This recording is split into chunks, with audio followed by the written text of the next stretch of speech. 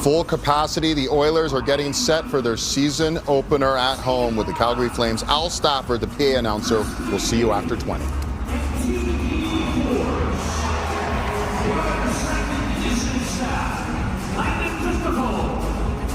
Joel Jackson and Chad Drummond, and the Oilers equipment staff, Connor Smith, Chris Hamlin, Shane Olmstead, Brad Harrison, and Jeff Lang.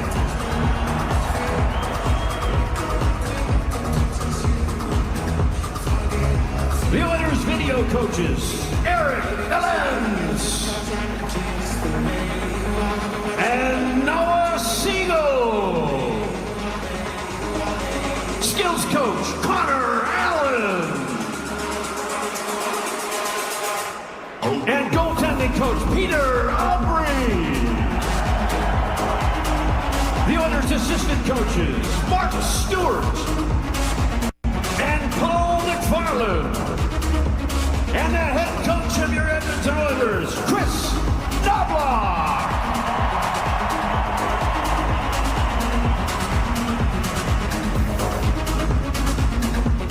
Not dressed for the Edmonton Oilers tonight. From Stockholm, Sweden, forward, number 13, Matthias Janmark.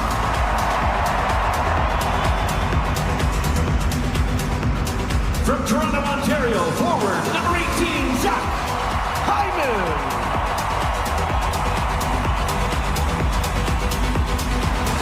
From Santa Barbara, British Columbia, forward, number 20, Curtis Lazar.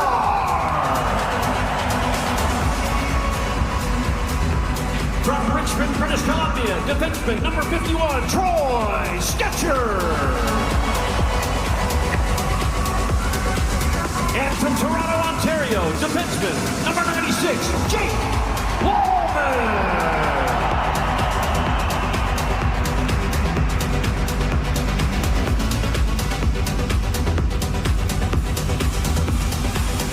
And now, please welcome to the ice, from Oakville, Ontario, defenseman number 2, Evan Bouchard.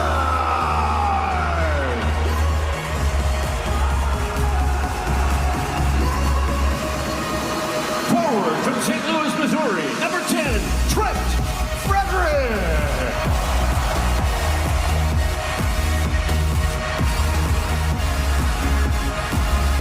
From Borlänge, Sweden, defenseman number 14, Matthias Ekholm.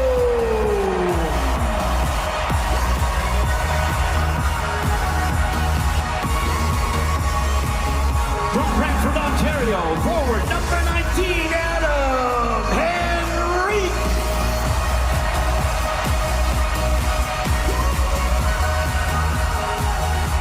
From St. Albert, Alberta, forward number 22, Matt Savoy.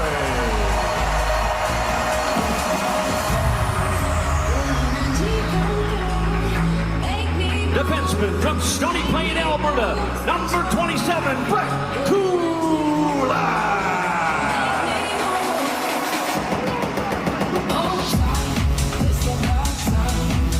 From Moncton, New Brunswick, goaltender, number 30, Calvin Peckner.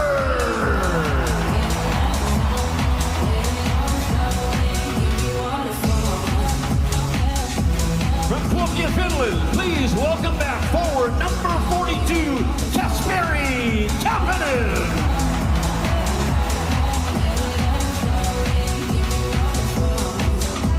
From Canmore, Alberta, forward number 48, Noah Phil.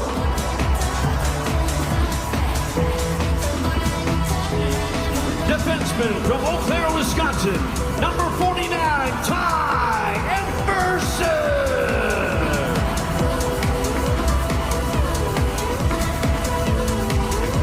From Hudson, Wisconsin, please welcome to Oil Country, forward number 53, Ike Howard.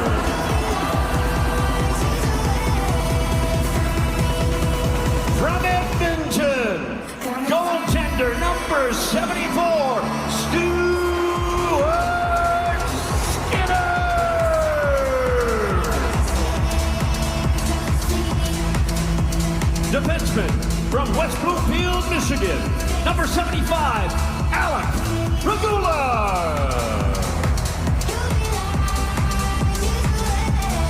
From Baja, Czechia, please welcome to Oil Country, forward number 86, David Tomaszek.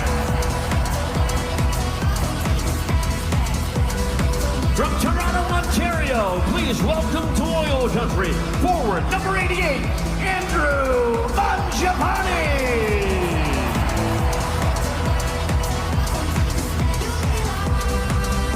Forward from Moscow, Russia, please welcome back number 92, Vasily Podkolzin.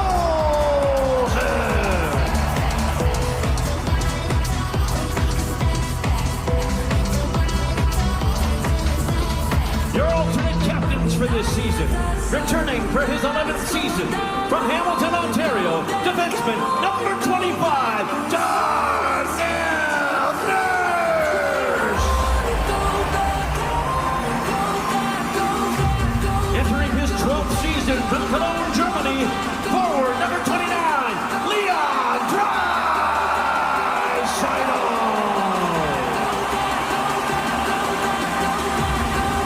Returning for his 15th season with the Order, from Burnaby, British Columbia, number 93, Ryan Nugent-Hopkins. And back for his 11th season, from Newmarket, Ontario, your captain, number 97, Connor McDavid.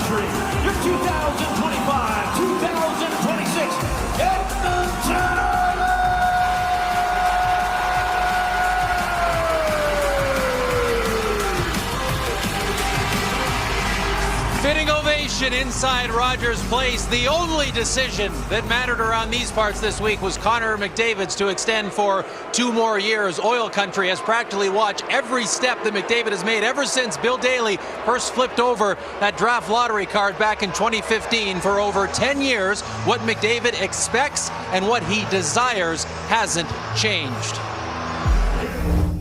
The hardest person on me is me, and my expectations exceed any of those put on me. And I want to win here. This is a city that I think has such a rich history, and it's so important that we bring that back. And winning would be at the top of the list, and then winning would be it's the most important thing. We want to win, top to the bottom.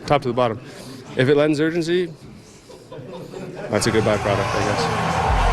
Now for a second straight year, the journey begins all over for the Oilers after getting that close again. The images from June will always be there, but the mindset has been, let's enjoy each step along the way this time around. No fast forwarding. We have rewound from the Cup final all the way to game number 1 with zeros across the board. Now 1 point is all that separated the Flames from getting into the playoffs last season. Lost out on a tiebreaker, so their journey revolves around trying to find that 1 extra point in a sense, and they have found their number 1 goalie, it appears. Dustin Wolf was Calder worthy a season ago. He has committed to Calgary and is prepared to be a workhorse this season. He has embraced everything about being a Flame, everything about being a Calgarian.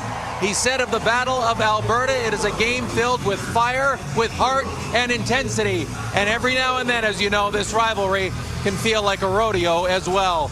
So saddle up, opening night from Edmonton. Jack and Louie in a moment, but first Al Stafford on the PA.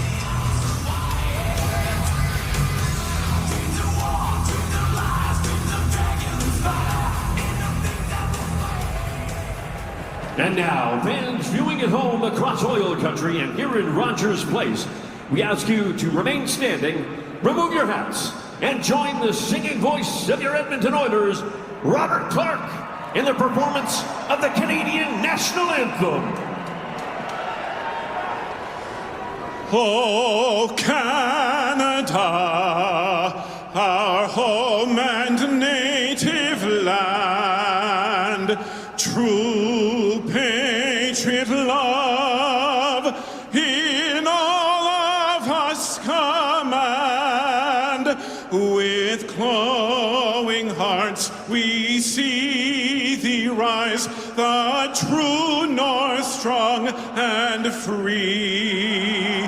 From far and wide, oh Canada, we stand on guard for thee. God keep our land glorious and free. Oh Canada, we stand on guard for thee. Oh Canada, we stand on guard for thee.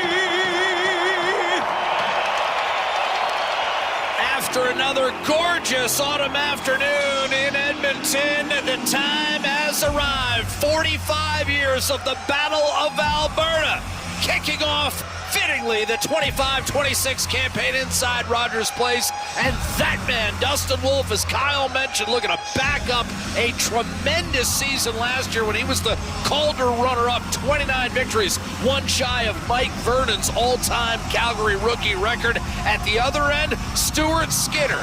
Certainly a guy who's talked about a lot in the city of Edmonton. Bottom line is, last two Western Conference Finals hasn't been close. Skinner's outplayed Jake Ottinger of Dallas. And the two captains talking with Ryan Huska this morning. He wants the veteran Michael Backlund in his club record 18th year with Calgary, matched with a guy who signed the 2-year extension, Connor McDavid. It's all anyone's been talking about here in oil country the last 48 hours. Coming off his 8th 100-point campaign. Louis, Battle of Alberta, you were introduced to it at the tender age of 21.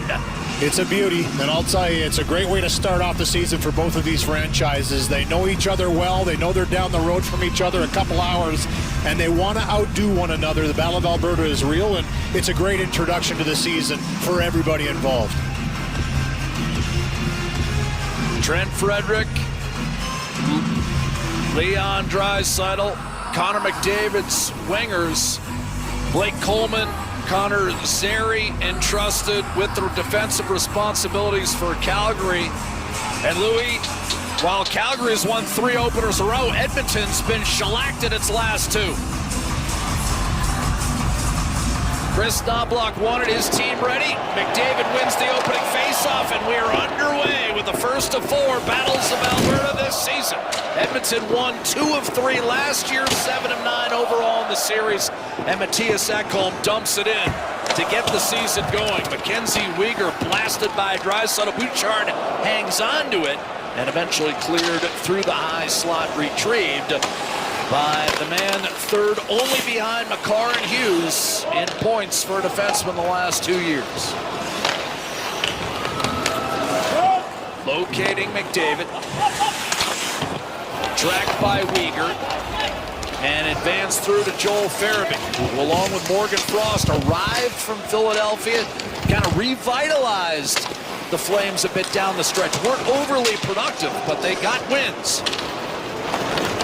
Noah Phil churning back to center. Calgary eliminated on the last day of the season when Minnesota scored with 20 seconds to go. Otherwise, Calgary would have been heading to the postseason. Phil battling. Surprising choice to some as Edmonton's opening night third-line center.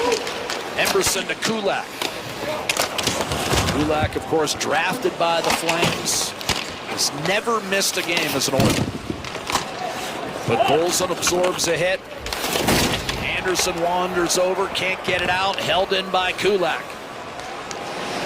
Centering for Podkolzin and knocked away from behind by the towering 6'8" Adam Klapka. Nice reach in the slot. Coverage in the slot to not allow that clean shot by Podkolzin in front of me, getting involved, going back to the benches. Alec Regula playing his first NHL game in nearly 3 years. Flipped out by the Flames, and Skinner will swat it back to Regula, who goes about 6'4", 215 pounds. Nugent Hopkins reversing to Regula. One of 5 Oilers in the lineup tonight. Savoy's another who've played less than 25 NHL games. Nugent Hopkins taken off his feet. Jake Bean for Calgary. Morgan Frost up to Calgary's own rookie. Good, and then the 19-year-old whistles a shot off the right shoulder of Skinner. That was a good chance for the rookie fresh out of the Quebec Major Juniors. He's not afraid to shoot it. He's got some swagger, had a terrific training camp, and scored some really nice, pretty goals. And he's a guy that you don't have to say shoot it. He won't delegate too much. If he has an opportunity, he loves to get that puck away in a hurry. You saw it right there. Wolf handling the puck up to Sharon Govich. He's a one-time 30-goal scorer playing on Calgary's 4th line. Flames without Jonathan Huberdeau and Martin Pospisil, so spreading the wealth a little bit is 3rd-year head coach Ryan Huska. Henrique cycles down low, taken by Weegar. Another solid year for a club with a negative goal differential. Put up nearly 50 points and finished plus 18. McDavid bumps it back to Draisaitl. Scored his 50th goal last season at the expense of Calgary. It's actually the game-tying goal in a game that Edmonton won in overtime when Draisaitl scored his 51st. Here's Zary. Anderson. Kevin Ball stepping up, locating Backlund in front. Swing and a miss for Coleman. Anderson takes a shot. The flex wide ball will hold the zone for the Flames. Picked off by McDavid, did not get it out though. Coleman. A collision with Emerson. 3rd year in the league, 2nd with Edmonton. 240. And now Kulak on an outlet for McDavid. Sprinting up with Draisaitl. Drop pass to Draisaitl. Across. Regula drag move. No shot. McDavid. Nurse waiting for a one-time opportunity. Receives the pass. Finds Draisaitl off his right skate. Nurse. Calgary thought it exited the zone, and they were right. Offside whistled against Edmonton as we get a look at Weiser's keys to a W, Luke. Keys to a W brought to you by J.P. Weiser's, the perfect Canadian whiskey for game night. Ryan Huska this morning said he's proud of what they did last year. 96 points, just missed out of the playoffs for a tiebreaker. Said we have to reestablish that right from the get-go again this year. There's a conversation right in front of me. Coleman and Frederick going at it, new acquaintances. But keep that chip on their shoulder. And for the Edmonton Oilers, you mentioned it, Jack, they haven't had the greatest start here at Rogers Place in the last couple of years. It's been kind of a sour taste in their mouth. Get off to a better start. Get that fire in the belly early. Last 2 season openers, Edmonton's been outscored by a combined 14-1. 6-0 at home last year to Winnipeg. 8-1 the year prior in Vancouver. Jake Bean for Calgary. Flames have won their last 3 to open the season after a run of 12 consecutive defeats. Bean and Klapka at center. Klapka makes a move around Podkolzin. Forced out wide. Protects and then tried to center. That one off a body right to Ekholm, who just signed a 3-year extension. And Noah Philp will chip and charge. Not 15 games in last year did Philp. Still looking for his first goal at the NHL level. Regula's one NHL goal came at the expense of Calgary.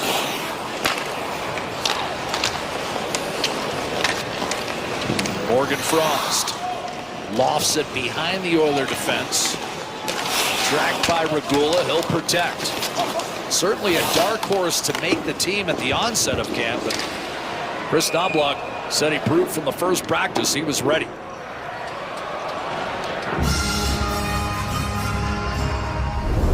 Bet365 has a new and exclusive game, Prize Matcher.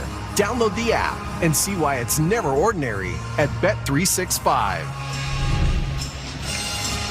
New extension, both coaches in this matchup. The Battle of Alberta, 3 years for Knobloch, 2 for Huska, and good hands, both teams, for the future moving forward. To ask him about the starts going into the season, he said 2 years ago there was definitely a hangover. Last year again, hangover once again. He doesn't expect as much this season, as this team seems a little more prepared to get things going, and that's how they want to have a good start to the season. Nugent Hopkins to Emerson, and a juggling stop made by goaltender Dustin Wolf. We've played 6 minutes of scoreless hockey and a little gristle involving Nugent Hopkins. Already in his NHL debut here tonight with an early chance. A lot of hype around Zane Parekh during training camp. The guy the Flames took 9th overall in 2024. 19 picks later, though, they also took Gridden. Ryan Huska used the word interesting to describe him a few times during the preseason. Daniel Renault coached him in Shawinigan last year. He said Gridden, very confident kid, but backed it up with how much work he put in. He said he could be blunt, not much for small talk, but was always trying to get better, Jack. Blunt, not much for small talk. I like it. I asked Nazem Kadri about him this morning, saying the kid's got some swagger, and he says, I like that about him. In this league, you got to have a little bit of that. Toughest league in the world. To make a mark, that's the way you make it. Ball stick broken. Here's another confident player, Isaac Howard, and his shot blistered off the blocker of Dustin Wolf. Howard, he of the white suit when he was drafted. Late first round by Tampa Bay. A suit that only my partner, I think, could pull off. Chipped up the right-hand side. Whistle in by Hanley. Uyghur's partner, he played a career high in games last year. 53. Moving in. Swooping as McDavid tried to center. That was broken up by the hastily retreating Justin Kirkland. What a story he was last year after 8 years in the American League, scoring his first NHL goal in a win over Edmonton. Part of that 0-3 start the Oilers dug for themselves at the onset of last year.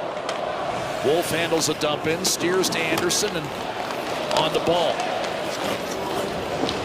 Flipped through the neutral zone, eluded Farabee, tracked by Ekholm. Left it for Bouchard.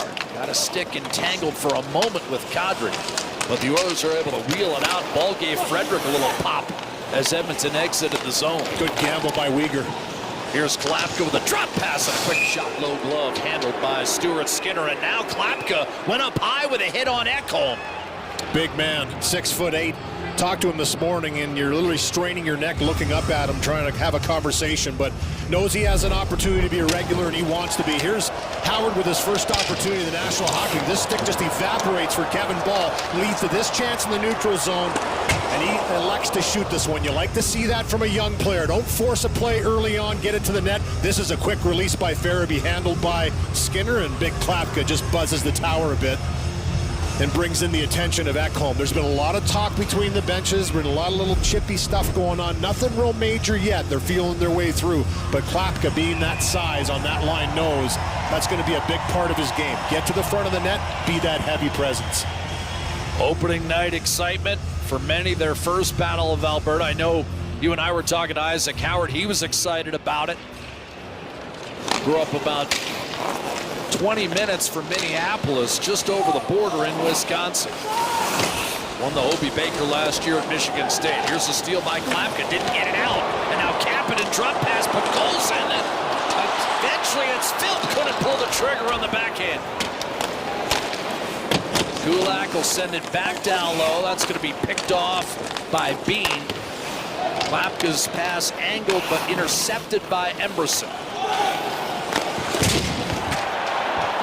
Hit on Jake Bean by Podkolzin, an extremely popular player in Edmonton. And Klapka finishes his hit on Phil, but he absorbed it and threw it across. Emberson picks it up, tried to center, and that was deflected. Wound up on Kadri's stick and eventually brushed out by the rookie Gridden. All it takes is a little pushing and shoving. It seems the intensity is ratcheted up here in the last shift, and you're starting to see a little extra effort. It was really feel out for the first 5-6 minutes. Nobody wanted to make a mistake. They're opening up a little bit here. Dangling his way in, Nugent Hopkins thought that puck might have been whacked over the short glass. He's saying delay of game against the Flames. And they're having a conversation about it, and it was a good defensive play. I believe it was Frost that got a piece of this puck and just bopped it up over top of the glasses. But if he's in the zone, Louis, it's an automatic. Yep. It's a delay a game over the glass. And that's the call. Question is now if they've seen it, they are going to call this. Calgary, number 16, minor penalty for delay of game. Here's a look at it here, and it's just this puck gets in the air, and you're going to see Frost at the last second just doesn't want that puck to get by him and bats it out of the air. And because he's in the zone when he bats it, it's up over top of the glass. It was close, but he had just crossed the line. Ryan Nugent-Hopkins signaled right away that he noticed that went over. First power play goes to Edmonton. This power play brought to you by Royale Tiger Towel, Paper Towel. Power through tough messes and so much more. An Oiler power play that without Zach Hyman to start the year will feature David Tomashek, a 29-year-old from the Czech Republic. And the last 2 years, he's led the Swedish league first in goals, then in points. Here's Draisaitl looking to flip it underneath the bar and just missed. Edmonton power play out of the top 10 last year, despite being at nearly 24%. We're in an era of the power play right now in the NHL. I mean, Louis, a decade ago, that would have probably led the league. Number one, that times have changed. Tomashek. He's never met a shot he doesn't like, but here Draisaitl had his pass knifed away by Coleman, and for a moment, Calgary had a notion to attack shorthanded. Eventually just flipped in by Michael Backlund, the ageless one. McDavid takes the drop from Bouchard. Moves in back to Draisaitl. Nugent-Hopkins in front. Tomashek couldn't get his stick on it. You see him net front in this alignment where Hyman usually is. McDavid. Draisaitl backdoor. Score! Nugent-Hopkins. 1-0 Edmonton.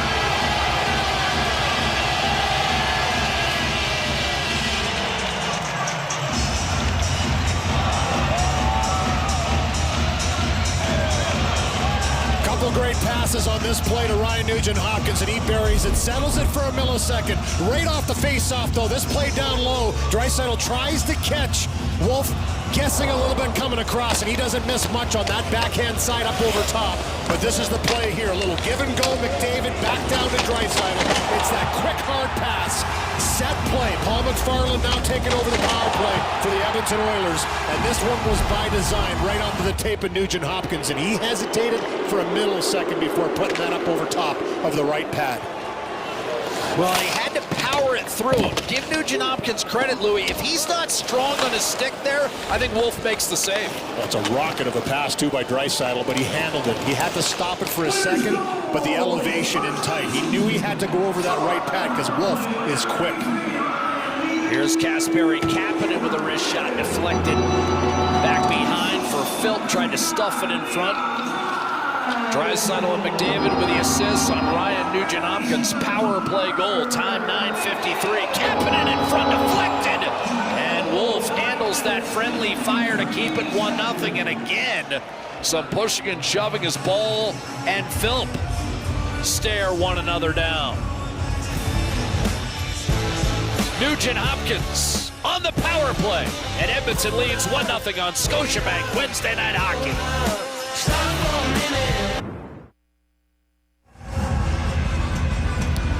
Well, it's the ultimate bundle. Sportsnet Plus and City TV Plus. Endless entertainment, best live sports, all in one subscription. Bundle today.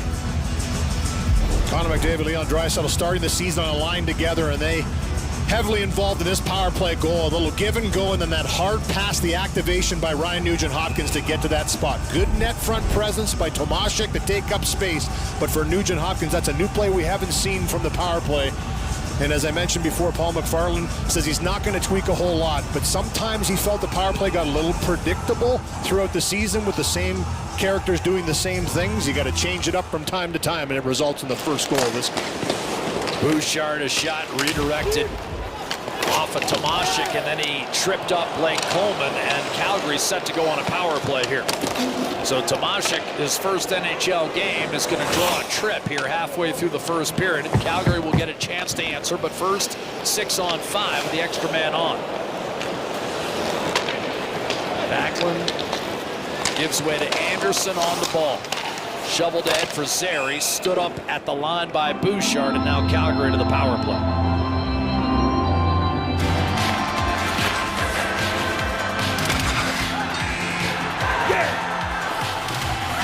Download the Bet365 app. David Tomashik's going to take his first penalty in the National Hockey League. It's a tripping call as he's reaching for this puck. It gets in between the legs of Coleman and takes him down. Just a stick that's a little bit on the loose, trying to make a defensive play, and Calgary will get their first power play of the game. And this power play brought to you by Royale Tiger Towel Paper Towel. Power through tough messes and so much more. Flames loading up with a shot by Coronado, deflected out near Adam Henrique with pressure up top. Matt Savoy, his 5th game as an Oiler, 6th in the league. Played 1 for Buffalo, who drafted him top 10. Here's a drive from the point, a save Skinner, and he handled the rebound against Morgan Frost point blank after the initial drive from Uyghur. Yeah, good save by Skinner here in tight, and good movement here by the Flames. The first shot by Coronado, he can really rip and block, but this one here by Uyghur, the one-timer gets through. He knows he has a presence off the side of the net, and Frost maybe gets a tip on that en route, and the second opportunity on the backhand side handled by Stuart Skinner. Now in preseason, we saw Draisaitl and McDavid regularly on the PK, and here we go. Mark Stewart, Louis, speaking of changes, I have a feeling we're going to see more of this. Yeah, they're in the rotation this year. They would usually cap off the end of the penalty kill for Chris Knobloch to kind of get that momentum back in their favor. They're in the regular pair of penalty killers now for the Oilers, and he wants to use them in that regard. Not only for the defensive, but to keep the power play honest, because when they get that puck, they're not looking to dump it down the ice. Here's Coronado, dishing off, open man, Kadri, and a shot deflected. Had a career-high 35 goals last year, did Nazem Kadri. At age 34, Coronado, shot rocketed off the ankle of Bouchard. Dug out, tipped by Draisaitl, right to Ekholm, and down the ice it goes, and Edmonton will shuffle the deck. I think Ekholm took away a great opportunity in the slot there from Kadri with a wrister. 40 seconds on the man advantage. Weaving his way in is Connor Zary. Flames at 21% a year ago. Out in the middle of the pack. Anderson tracks it against Mangiapane. And yeah, when you say McDavid and Draisaitl were at the end, it was usually the very end, like the last 10, 15 seconds, just to give, as you say, that threat. I don't know of a duo that provides more of a threat than those two. Connor Zary on the puck for Calgary as the Flames look to get this game even. Power play winding down here. Final couple of ticks. Zary tried to go inside, deflected. Tomashik's out of the box, 5-on-5. One shot on the power play. Ball flipped one wide, and the power play goal scored by this man, Ryan Nugent-Hopkins, who finds Regula with an outlet. Wolves settled down the dump in. Ball made a play up to Ryan Lomberg, and he'll roll one over to Hanlon. Going for the big hit was Capital. Coleman in the mix. Kulak to Emberson, and a lofted puck thrust behind the Calgary defense. Wolf is going to steer one over to Hanlon. Soft chip ahead for Lomberg. Driving in from the left-hand side.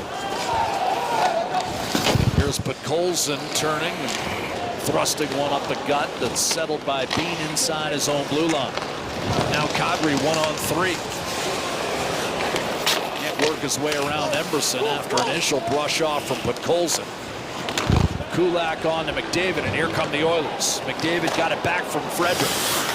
4 Flames rolled toward the Edmonton captain. Draisaitl tried a cross-seamer. Bouchard picked it up from Ekholm and then played it to the middle, but went off Draisaitl and carried out by Kadri. Jaron Govich shovel it down low. 5.5 remaining first period. Oilers lead it 1-0. A power play goal scored by Nugent Hopkins. Assist to McDavid and Draisaitl. McDavid around ball. Chipped one on net that Wolf was able to lay the leather to. 5:12 to go in the first. Well, Louis DeBrusk talked about a key block from Matthias Ekholm. There it is on Calgary. And the Oilers up a goal.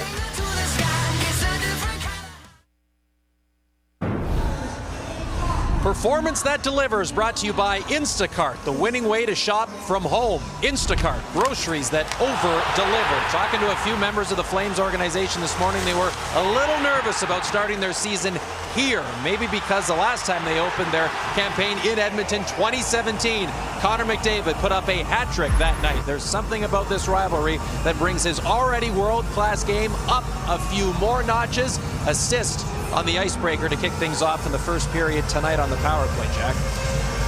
Kyle, appreciate you making the trip. He did a couple of weeks ago, Louis. We were in a scramble. I actually had one decent shot the whole day, about 5 wood from about 215 to 12 feet. I'm celebrating. Kyle steps up, knocks it to 6 feet. Had to do it to me. We didn't use one of my shots all day. Played 4 hours. You know it's true, Kyle. It was the only good shot I hit all day. Yeah. Thank you for highlighting it. Never let the truth get in the way of a good story, guys, ever. Here's Henry. Email now. Uber Eats. Consider your rating satisfied. Order from these know your favorites. Shot off the pads. A Wolf backhander. Email now. Uber Eats. Email now. Uber Eats. Was Isaac Howard, and then he got drilled. 7:25 a.m. We're seeing this chippiness after whistles, especially around Wolf. There's been some aggressive plays right around Wolf in the blue paint. You saw right there Howard with another good chance on a bouncing puck on the backhand as this one comes off the pad of Wolf pretty quickly. And Calgary's got their backup. They're protecting their goaltender. They know how important he is to their team. Was fantastic last year with 29 wins. Was second only to Celebrini in the rookie race. And you look at this right afterwards, that quick little chop, it wasn't much, but they're taking exception to everything. And for Isaac Howard in his first NHL game, there's his mom and dad in the stands. He's got a group of people here to watch him in his first game. He's pretty excited about that. Tony and Crystal, 14 tickets he had to dish out for this one. But the Flames taking exception. I don't mind that at all. Get your back up early here, protect your goalie, protect that blue paint. Well, to illustrate your point, Louis, as you get a look at Isaac Howard on the Oiler bench, if you translate that age-old goaltending stat, goals saved above expected, it meant 8 wins for Calgary last year. 8! That's what Dustin Wolf is worth, at least last season. That's why you got the big extension, too, that kicks in next year. They know what they have there. And he wants to prove them right, have another terrific season the last year of this deal before that deal kicks in. All he does is win. In a 7-year period covering the Western League, the minors, and 1 game with Calgary, he won 184 games and lost 54. It's not about the numbers, is it? No. It's about the one number, wins. And his numbers were phenomenal. I mean, we're talking about a 2-time goalie of the year in the Western League, an American Hockey League MVP, gold medal for the World Junior team in the United States. Here's Morgan Frost, had a poke checked off his stick, slid ahead. Nugent Hopkins looked to feather. What a play, keeping alive by Mangiapane, the former Flame, and now McDavid dangling his way in. Fires a pass across. Here's a chance. Mangiapane in his first game as an Oiler bites his former team. It's 2-0 Edmonton.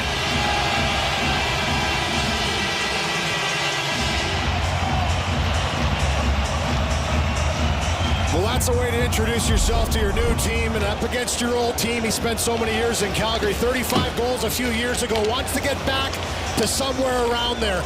And he makes a great play to keep this alive inside the line, down on his knees, scrambles to get onside. That's the important key. Gives it to McDavid, knows he's going to cross that line, and then he just comes in late. It's a hard pass across from McDavid to find him, and he's got the shot mentality, picks his spot, and boy, did he bury that. 7 years with the Calgary Flames. Louis talked about the career year with 35. Last year in a fourth line role in Washington, still found a way to score 14. Here's McDavid walking in, and that shot pinballed wide. Frederick to McDavid, who's assisted on both Edmonton goals, out to Bouchard. Draisaitl surveying. Bouchard fires a low shot that's handled by Wolf, clubbed toward the net by Ekholm, tipped wide by Frederick. And turning and clearing is Klapka, but the Oilers have built a 2-0 lead.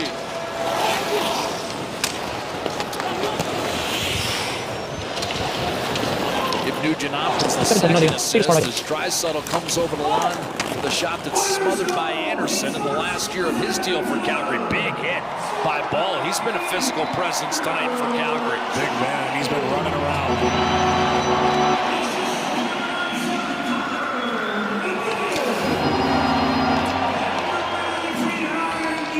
Point number 750 for Ryan Nugent-Hopkins, who if he plays 80 games this year, will break the all-time Oiler record for games played, still held by Kevin Lowe. Shoveled in by Kirkland. Back to gather as Emberson looks for an outlet for Kulak and has it. Big hit by Backlund, stapled him against the boards, and Emberson did not yet get to the red. So that's an icing call against Edmonton.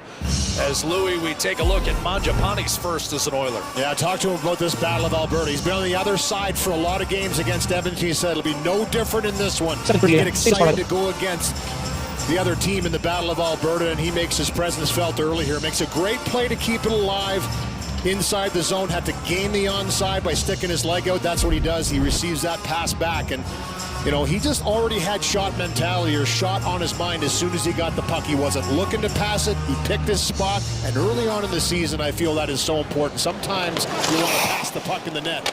Make a goaltender make a save in a good spot. He does. 2-0 Edmonton.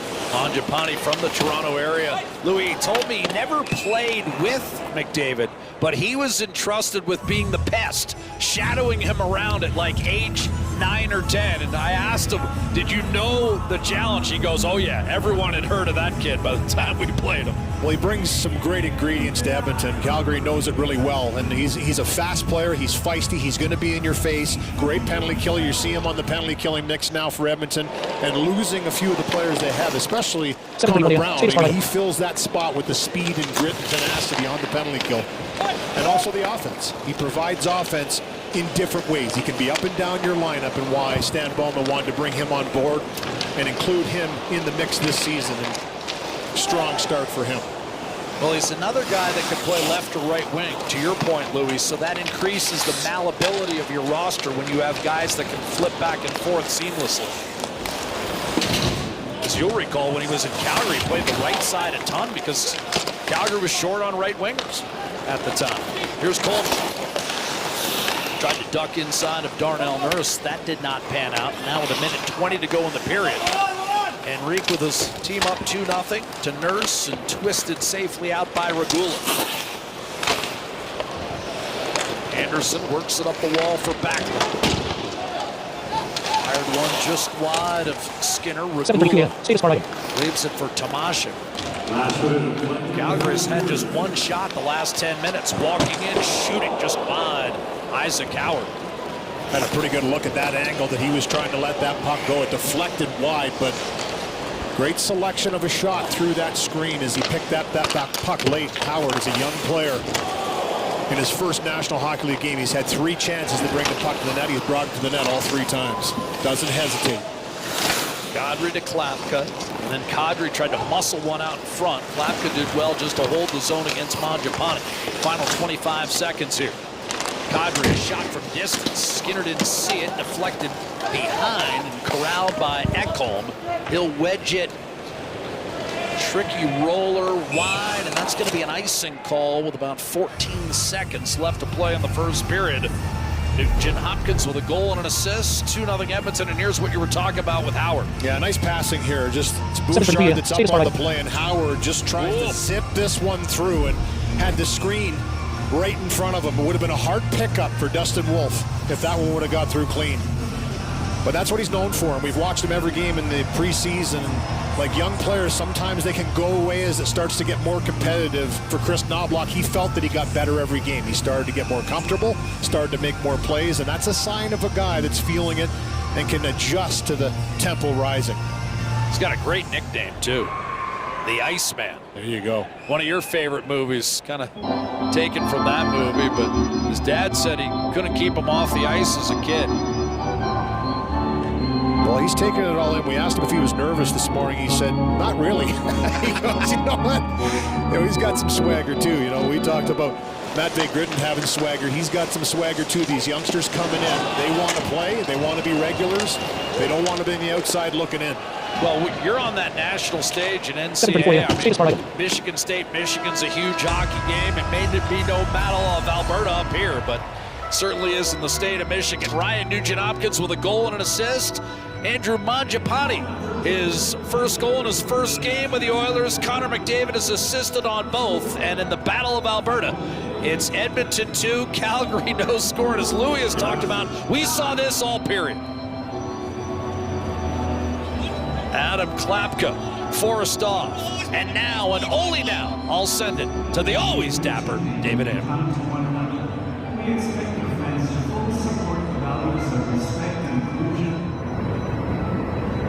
About the Blue Jays, excited about the news that Elliott just put out there that Jack Roslovic is signing in Edmonton, and excited that the Oilers 50-50 presented by Rogers is back for a new NHL season in support of kids and families across oil country. Don't miss your chance to join the 34 jackpot winners from last season, including 9 of Alberta's new millionaires. Get your tickets now anywhere in Alberta at edmontonoilers.com/50-50. Okay, Andrew Mangiapane, Rasmus Andersson logged a lot of miles together from their junior days in Barrie, their time in the American League, parts of 7 years together with the Flames. They were roommates down in Stockton. Andersson was in Mangiapane's wedding party. They remained super close friends. Now, Andersson, you could tell listening to him this morning, he may never get used to seeing his buddy in Oiler colors. Now, both are actually wearing mics tonight for their team's respective production groups, so you know at some point some good content will surface of whatever those two are saying here tonight, Jack. Well, and of course, Kyle, there's no guarantee Rasmus Andersson is going to be in Flames colors. We'll see how this season develops. There was a lot of off-season talk. I mean, the captain of the club at one point, commented that he wasn't sure that Andersson, who's been a long-time stalwart, would be able to get a contract done in Calgary. We'll see how the season progresses, but that's certainly been a fixture on the Flames' back end for years. He doesn't get it done, there'll be a lot of teams lining up at the deadline to try and acquire him for a push. Oh, yeah. No question about that. News from our colleague Elliot Friedman. Jack Roslovic, for those who don't know, 22 goals last year as a member of the Carolina Hurricanes. Weegar will slam a puck around the boards. Coleman deflects out toward the captain, Michael Backlund, and it's swung in by Zary. Settled by Skinner. Edmonton leads 2-0. First period goals by Nugent-Hopkins on the power play. Mangiapane at even strength. Both set up by McDavid. Draisaitl was offside there, so it's collected by Joel Farabee. In Morgan Frost, quiet offensive campaigns last year, but again, part of Calgary's late second half charge. Louis, they lost only 2 games in regulation in their final 16. Looking for an uptick from both guys too, right? A full year on the team, coming into camp for a full camp, getting used and accustomed to guys you're playing with, looking for upticks. Bouchard loading, shaking off Farabee, and now McDavid. Off 8th 100-point campaign. Bouchard is shot. That was kicked out to Draisaitl. Ekholm, a blast, and that's speared by Dustin Wolf through traffic.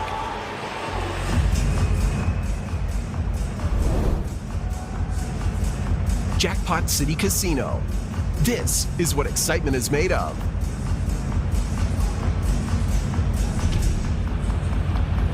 Season debut of Hockey Night in Canada. The Leafs heading to Detroit to take on the Red Wings. Toronto beat Montreal tonight in its opener. Coverage beginning with Hockey Central Saturday, 6:30 Eastern, 4:30 Mountain on Sportsnet and CBC.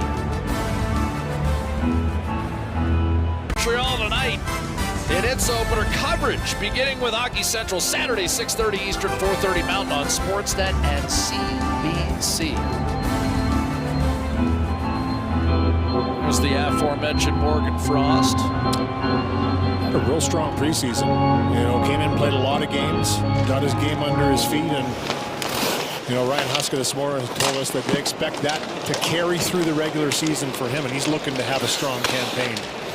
Calgary trying to get something going. Its first shot in a while, and that's the third shot on goal in this hockey game for Matt V. Grid, and it's held by Skinner. But Louis, Calgary had just one shot in the last 15 minutes. Scored a goal similarly in an exhibition game against Seattle. A long stretch pass up the ice. You don't have to tell him, like I said before, to get up the ice and get in position, and he likes to shoot it. A big guy. Huska said that his lower body is already like a 5-year vet in the NHL. He's a big kid for only 19 years of old, and that's going to be important to hang around. And I think just as importantly, 3 years playing in North America, Louis. I mean, it can be intimidating for a 16-year-old, new country, new language. He speaks eloquently. I agree. I'd hate to think you and I dropped somewhere in a foreign land when we were 16. I think you and I would have been lost. I agree. You have to tip your cap. You know, a couple of years in Muskegon, and you know, played last year in Shawinigan in the Quebec Major Junior Hockey League, led that team in points that year in his first year in that league. So this is a player that's elevated everywhere that he's gone. Had a terrific camp, as we mentioned, and he's been the busiest Flame in opportunities on net. Had a couple good looks. Savoy risks one down deep for Edmonton, spilled out immediately by Coronado. Nurse off to Regula. Get back in. Wolf gives it a look. Braden Pahal reversing to Hanley. Maybe guilty of an icing call here. And there's the whistle. 3 minutes into the second period. And here's what you were talking about, Lou. Yeah, some of the highlights from the training camp for Matt V. Grid. And, you know, this is that stretch pass I talked about. He buries this one in the breakaway. Just that quick little release. No real tell on where he's going to go. Here's the shootout later on. And again, just a quick sell, bang, it's up under the bar.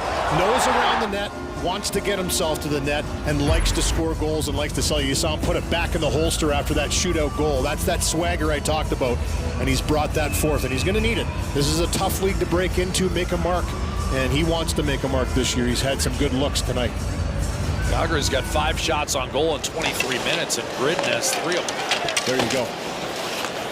Kirkland snapped his stick off the draw as he retrieves new lumber.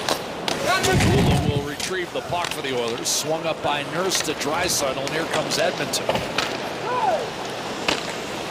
Fumbled down low, tracked by Weegar. Ball up the left-hand side for Lomberg, broken up by Regula and kept in the zone. Regula did not play at all last year. Hampered by a knee injury. The year prior, he was in Providence for the entire season. So again, it's been a while since he's played an NHL game, and to come into camp and with, yes, the injury to Wallman, but still, Regula earning a spot on the opening night roster. Has looked good, Jack. Yeah. You know, that first pass is what he's known for. He's made some real nice plays out of the zone, the patience and poise to get down and keep that play alive, you know, in his first game in a long time. That just shows you a guy that comes in, he says the knee feels great, still working on it, but it feels great. Skinner squared up against Sarah to make the save. And Kyle, what do you have? Well, just back on the Gridden conversation, I mean, that was the one thing on him in Shawinigan described as not the typical import, as you guys talked about the 2 years in the USHL prior to that. Some other guys coming overseas, maybe not as involved with other teammates. He wasn't like that in any way. Very much along with all the group outings with the team on the road. Very much a part of things, and he hasn't dipped his toe into things here in Calgary since arriving this fall either. Absolutely not. And again, as Louis indicated, he's been the most active Flame offensively. Confidence, right? Great to see confidence in young players. Hard to maintain it, but it's important. But Olsen initially fumbled it away and then got it back and managed a backhander on net. Bit tricky and handled well by Wolf. Carried in by Farabee. He's hit by Ekholm. Pump it down low. Klafka trying to hunt down that puck.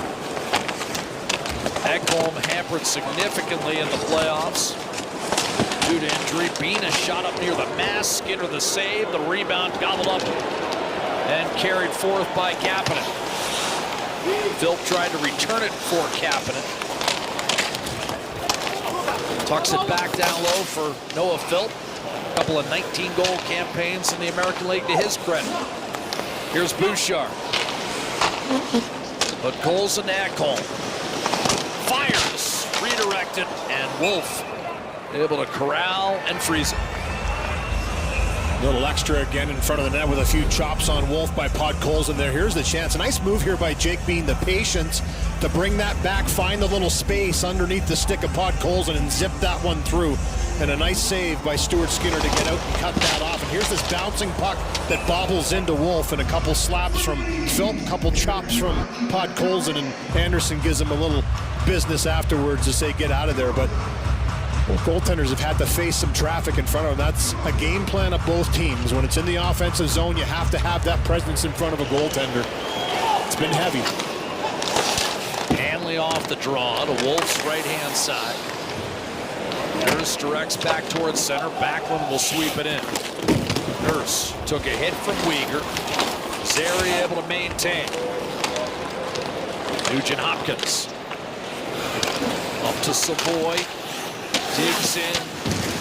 Played in all situations in Bakersfield. Got into 4 games with Edmonton last year during a midseason slump for the Oilers. Did manage to collect his first NHL point. Weegar slithers one through, but Coleman was offside right wing. 5.5 gone by, second period. Still 2-0 Edmonton. Saw a little taste of the speed of Savoy there too. Something he really worked on, and he worked with the Oilers training staff all summer long, and he gets aggressively on the forecheck. A little pickpocket here. He's got a real quick stick. He understands that he has to get inside underneath to win those battles against bigger guys, and he's really good at it. Comes up with a lot of those pucks. You heard Luke Gazdic talk about Mangiapane, not the biggest guy, but he gets right in there, and they always say get your nose over the puck. So coaches always talk about don't reach, get your nose over the puck, be strong on that battle, and you saw him win one there in the corner. Scott and Jody, his parents, we showed you a quick shot of, making their way to see Matt Savoy. And I talked to him. He was on the Buffalo roster once to start the year, but he was injured, and there were a lot of questions. He says, this is the first time I really feel like legitimately I'm part of this club. And as you said, Louise, very confident. We've talked about that a lot with these young players coming in, and new players, not necessarily young but new to the league. Tomášek, you're seeing here with the puck, is 29, but it's his first taste of NHL action. There's a confidence to their game that they've developed over years. And it's hard to maintain it, like I said, but it's about just going out there and doing that. Believe in your game. Do what you do best. Paul ahead for Jake Bean. Engage with McDavid. Now steps up with Isaac Howard on him. The centering pass snatched away by Kulak. And now reverse back to Kulak by McDavid. Reset for Edmonton. First period goals, Nugent Hopkins and Mangiapane. Kulak trying to dart up the gut to McDavid. A good read by Lomberg, but didn't get outside the zone. Draisaitl to Trent Frederick. And now Matthias Ekholm. Draisaitl finds McDavid, and he blistered one over the right shoulder of Dustin Wolf. That top left corner appeared to be open. Louis had a good look at it. He got it away quick, too. McDavid. Saucered. Frederick lets it go through. Ekholm slaps it down low. Then McDavid's cross-seamer deflected to Bouchard. One-timer. Draisaitl to save Wolf. And Calgary under duress with its fourth line out there. Sharon Govich able to elude Draisaitl and carry it smartly to the red line and bang it in deep.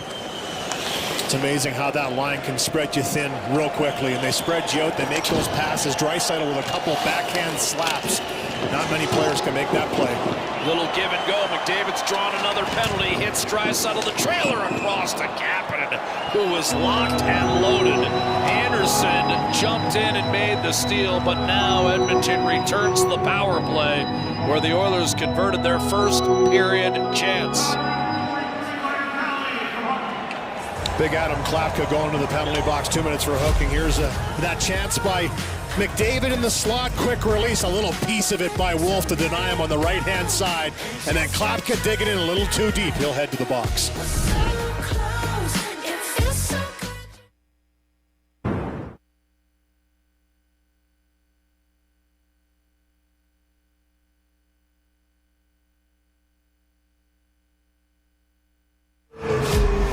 More and more NHLers are surfacing from non-traditional hockey markets. This is only the second time in history a team has 2 goalies on their roster, both hailing from the state of California. Vancouver a few years ago, and Dustin Wolf and Devin Cooley here this year. Wolf big on saying 2 Cali boys ready to show the league what we're about. Back to work here for Wolf with Edmonton on the power play. Backlund charging in short-handed. And a wrist shot that's going to be held by Skinner. He'll freeze it. Now Louis, on the other hand, I'm not sure Devin Cooley's too eager to get back into Rogers. And a wrist shot that's going to be held by Skinner. He'll freeze it. Now Louis, on the other hand, I'm not sure Devin Cooley's too eager to get back into Rogers Place ice surface. Why don't you tell us why? Yeah, has had one appearance against Edmonton back when he was with the San Jose Sharks in April of 2024. Played 33 minutes, 8 goals against. So not the greatest start. His numbers other than that have been great. Really? You know, sometimes you have that one little flash, and that was a weaker team, let's say that Edmonton went up against at the end of the season. And they got a pretty good player in return in Celebrini for their year, but wasn't his night that night. He's probably looking for a little redemption the next time he gets a chance. Yeah, you mentioned it earlier, Louis. Calder voting last year, 1 through 3. Lane Hudson, Dustin Wolf, and then Celebrini. That's how good Wolf's year was. Here's Bouchard to McDavid. Looking net front for Tomashik. He got popped. Bouchard tracked, shooting, and sailed just wide. McDavid will pick it up. Draisaitl in his office goes net front, and Tomashik into the glove of the waiting Dustin Wolf. As you pointed out, Louis, Tomashik's a shooter, so this is a bit of an adjustment for him where he's at on the power play. He has typically in the past. I mean, he led the Swedish Hockey League in goals 2 years ago. He was tied for assists and points last year. He led in points. So, I mean, he's a player that does a lot of different things. Right-handed shot similar to Zach Hyman, who would normally be in that position, so it's something they're familiar with on their plays. But he's got a strong stick, and he's a big guy and can hang in there. That was a great save. Made it look easy, Wolf, but not easy the way that came off the stick of Tomashik. Made it look easy, Wolf, but not easy the way that came off the stick of Tomashik.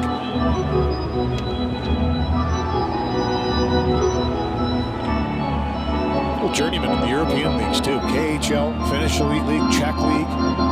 Czech-born player. Had a nice little conversation with Klapka before the game. 2 countrymen have a little discussion, and he was congratulating him for his first NHL game. Nugent Hopkins from Bouchard. Backdoor one-timer score. Tomashik will pick up his first NHL point, and it's Leon Draisaitl with a power play goal to extend Edmonton's lead to 3-0.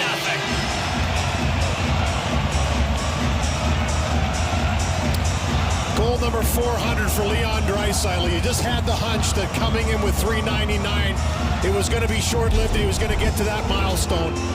Top 10 in non-North American-born players to get the 400 goals, the type of career he's had. But Tomashik, we talked about it.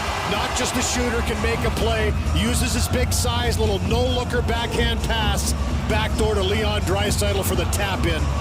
Not a chance for Wolf on that one.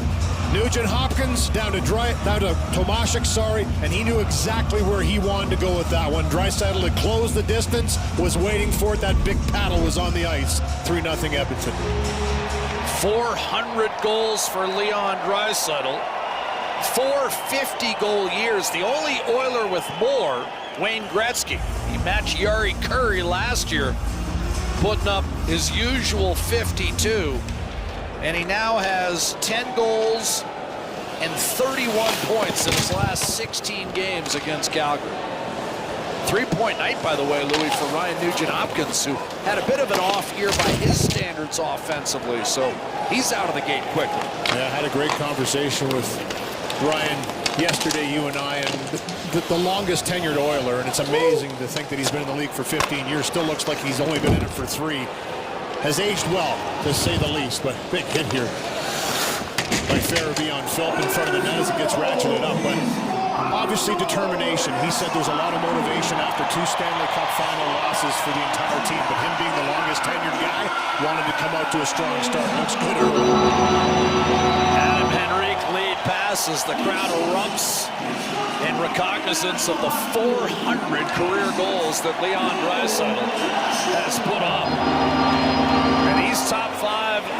active players. I mean, people don't realize how quickly he got to 400. He's inside that list.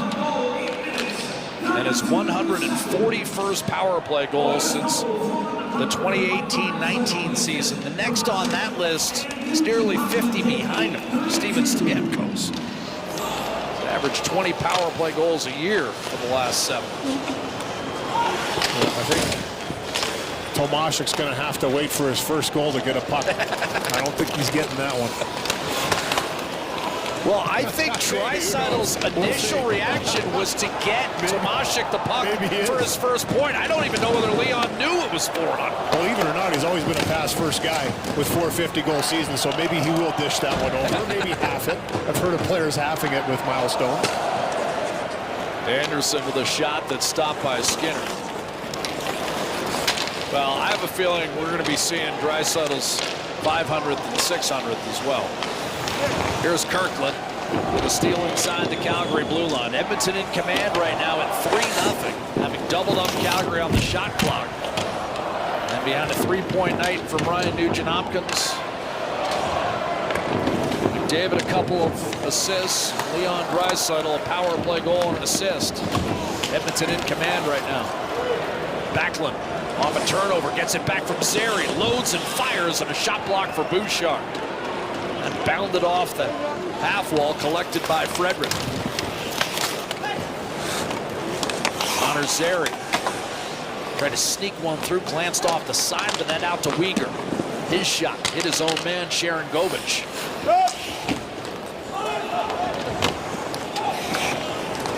Bouchard under control. By the way, that phrase you used on Nugent-Hopkins has never been applied to me, Louis. He's aged well. Here's Coleman. Centering! Deflected wide and then banged off the side of the net by Kadri. Calgary's best chance of the night, perhaps. This whole sequence has all been set up on one little mishap, getting the puck out of the zone. Edmonton's been clean throughout this game, and the Flames are going to have to try and generate more off that forecheck and turn pucks over. Couple good chances. Kadri just couldn't handle that one in the slot to bang it home. The net was wide open. Farabee had it tugged from his grasp by Savoy. Got it right back from Mangiapane, and then put it in the feet of Ryan Nugent-Hopkins. Slid back toward Nugent-Hopkins by Anderson, who now receives from Farabee and will jam it behind the Oiler net. Coming up on 7 1/2 remaining in the second period. And the Flames just haven't gotten untracked offensively. A shot by Anderson and a kick save made by Skinner. The last minute has been good for the Flames. And now Nurse challenging. Easily taken from him by Coronado. Good defensive play, sets up Kadri. And now another chance for Gridden. Spun it and got a bounce. That's his first NHL goal in his debut. Matvei Gridden banked it off Noah Philp, and the Flames have sliced the gap to 3-1. He's been noticeable in this game. Gets a little bit of a lucky bounce, but you create your luck in this game. And this puck doesn't get deep in the offensive zone off a rush. Gets turned over on the ensuing play coming in. Darnell Nurse is the defenseman up on the play, and it's a quick little pass by Kadri. Now Gridden doesn't handle it right away as he spins to try and make this pass, looking for Coronado, who's in the slot. He looks right there. He knows he's got a target, but in the process of trying to find Coronado back door, it goes off of Philp into the back of the net, and the Flames are on the board. So a couple sequences of mistakes by Edmonton have led to their best chances in the period for the Flames, and they capitalize on that one and cut the lead to 2. Well, and you sensed it, Louis. For the first time, Edmonton got a little ragged for a minute or so stretch, and the Flames were able to pounce. Overall, it's been a real clean game that way for both sides. There hasn't been a lot of mistakes that have led to those quick chances. Kapanen races in, his shot swallowed up by Hanley. But you have to figure if the pressure continues to be on, you have to think there's going to be some of those mistakes. And credit the Flames, they get a bounce, but it's the youngster with his first ever NHL goal. Makes it a 2-goal game. Kadri and Coronado with the assist. And as you said, Louis, he kind of earned that break. Yep, He's been taking it to the net all night. Percentages. Tomaszek tried to shovel down low on the follow-through. He caught Zary. I thought that was a follow-through at first, Louis, but it's going to be called a high stick. And it looks like just a 2-minute infraction, but Calgary down 3-0 moments, Louis, but it's going to be called a high stick. And it looks like just a 2-minute infraction, but Calgary down 3-0 moments ago on Draisaitl's 400th have gotten a goal back, and they'll be on the power play when we return.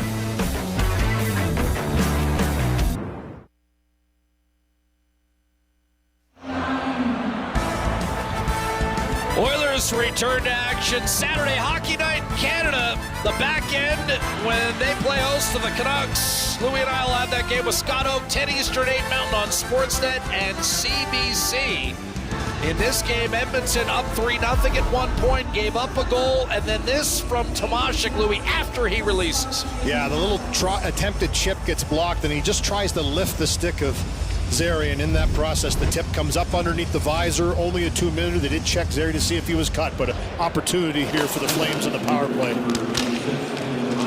Coronado whiffs, and Savoy will have an opportunity to clear, which he does. So just to clarify, if he had backhanded it in and then caught him on the follow-through clip, but he released the puck, then brought the stick up, and that's what accounted for the high sticking call. Connor Zary draws it, and here comes Nazem Kadri for the Flames. All of a sudden, looking to draw within one. Weaker. Morgan Frost gets around Adam Henry. Curled it back behind Weegar, and the Flames must regroup. Tomashik in the box. Minute 15 on the Calgary power play. Still lots of time. Flames have made a game of it here. Gulak with a steal as Edmonton defends its blue line well. Weegar up the right-hand side. Mark Stewart vowed more positional play on the PK. Here's a shot by Kadri. Skinner got a piece. Digging, swatting, and scoring. He batted that one out of the air. Zary brings Calgary to within 3-2. The call on the ice is a goal. No question, they called it a good goal, and immediately Stuart Skinner felt maybe it was high. They're going to review it. There was certainly some contesting going on, and they'll take a look at this. They always do, but from my first take, it didn't look like it was above. So we'll watch this. It's big Klapka again that blocks that own attempted shot, but then he just kind of digs it in there and keeps shoving it towards the net. And then here it is here. And I think he waits for that to get down low enough. I really do. That's a hard take from that angle. This is a better one here. We're going to see it as this one comes up. And you're going to see Zary right there in the slot, waiting. Oh, boy. That is tight. It's really tight. Plays under review to determine if the puck was ice sticking to the net prior to the goal. From that angle, it's a lot tighter than the first one we showed you.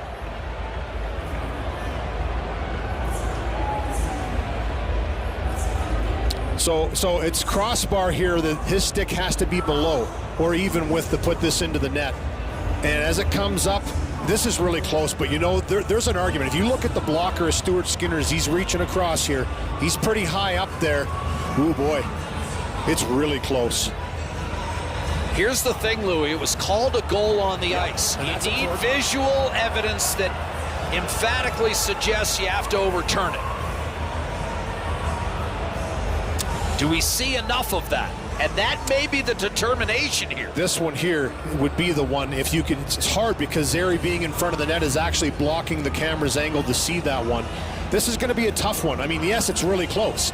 You can argue this either way. This is maybe the best one they're going to have. And if you see where he touches that puck, it's above the crossbar. That appears to be above. It's above the crossbar. Because it's even with Skinner's blocker, which is also above the crossbar. Here's another look at it here. Yeah, he taps that before that drops down, in my opinion.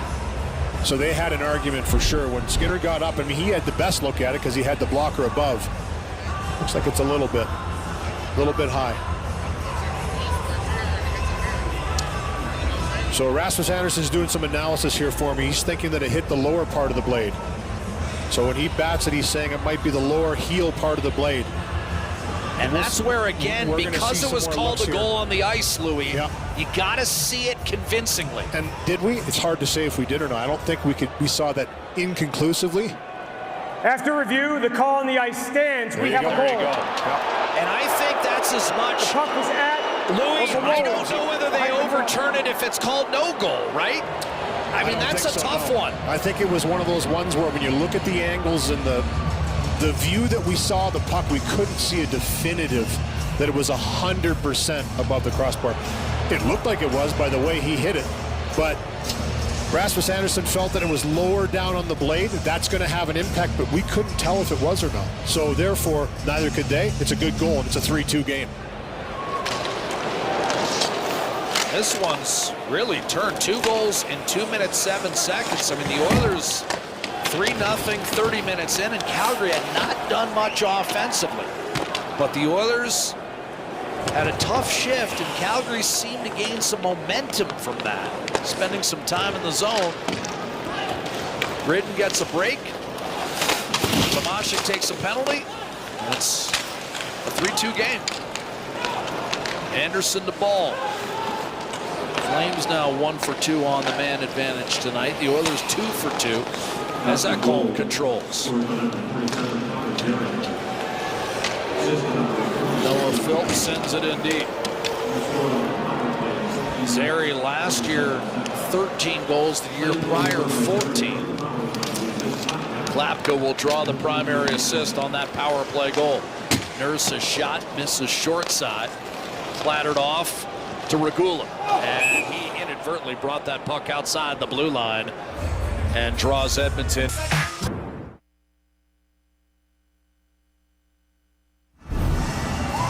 The Complete Player is brought to you by Tylenol, the official cold relief partner of the NHL. Leon Draisaitl before the season joked that it may be fun to put up more assists than Connor McDavid this year, but didn't take long for him to start another potential journey towards 50 goals in the season. 400 career goals for his career, putting him on a pretty impressive list. Already one of the great German-born players in the history of the game, joining players born outside North America to reach the feat in a fewer amount of games. Suddenly, though, that goal is the difference right now in this second period, Jack. Absolutely. And again, Leon Draisaitl has feasted on Calgary in recent years. Draisaitl joining Gretzky, Curry, and Glenn Anderson, who celebrated a birthday earlier this week, as Oilers to hit 400. And that group will be joined by a certain captain wearing number 97 as well. Here's Zary to Backlund. Calgary in search of the equalizer.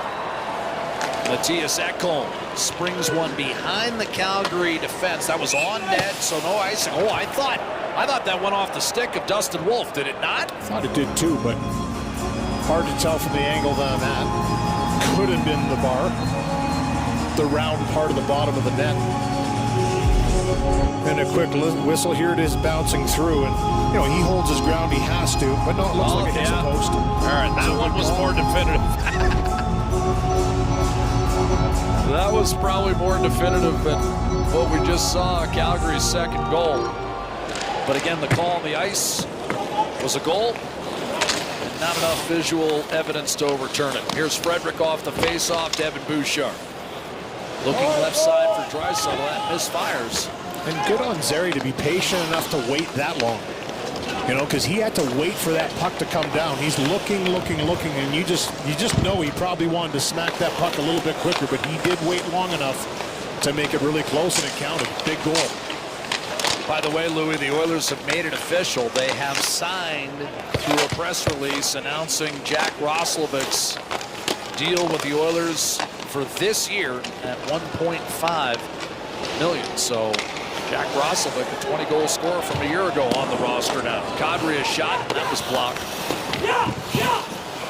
Player that's been targeted by Edmonton too are rumors that they've talked a few times in the mix and tried to get something done. And obviously, the season has started. He feels it's a good fit. The team feels it's a good fit. I know the panel has kind of broken that down a little bit, but can play center and wing, and as you mentioned, a two-time 20-goal scorer, so a pretty good price for a guy that can put up those kind of points. First-round pick of the Winnipeg Jets originally. Here's Farabee dishing off to Frost. That did not pan out, but Klapka was there to hold the zone. The other thing this rally by the Flames has done, Louis, is it's taken the steam a little bit out of the 18,000 plus. Got quiet. Farabee delivering a pass down low to Klapka. It's a centering pass, and that was whistled wide, and all of a sudden Calgary's starting to get looks here. Farabee that time missing the net, but that was an excellent opportunity from the slot. Savoy drilled by Kirkland. The Oilers having trouble relieving the pressure. Kulak does so, hoisting one down the ice that'll be settled for Uyghur by Wolf. Edmonton back-to-back Stanley Cup final appearances, losing in 7 games to Florida 2 years ago, and in 6 to the Panthers, who opened their defense with a win last night. 6-game series last year. Ekholm off a dump in, finding Evan Bouchard. Lead pass McDavid. Dropped it for Draisaitl. Final minute, second period, but an errant feed across to Ekholm. Edmonton, the first team since the 1978 Boston Bruins to lose back-to-back Stanley Cup finals. Nazem Kadri. Poke checked away by McDavid. He's with Draisaitl, 2-on-2. Spins, cuts the middle. Draisaitl fires, and a save made by Wolf. Rebound available, and a save made by Wolf. Again at Draisaitl's expense.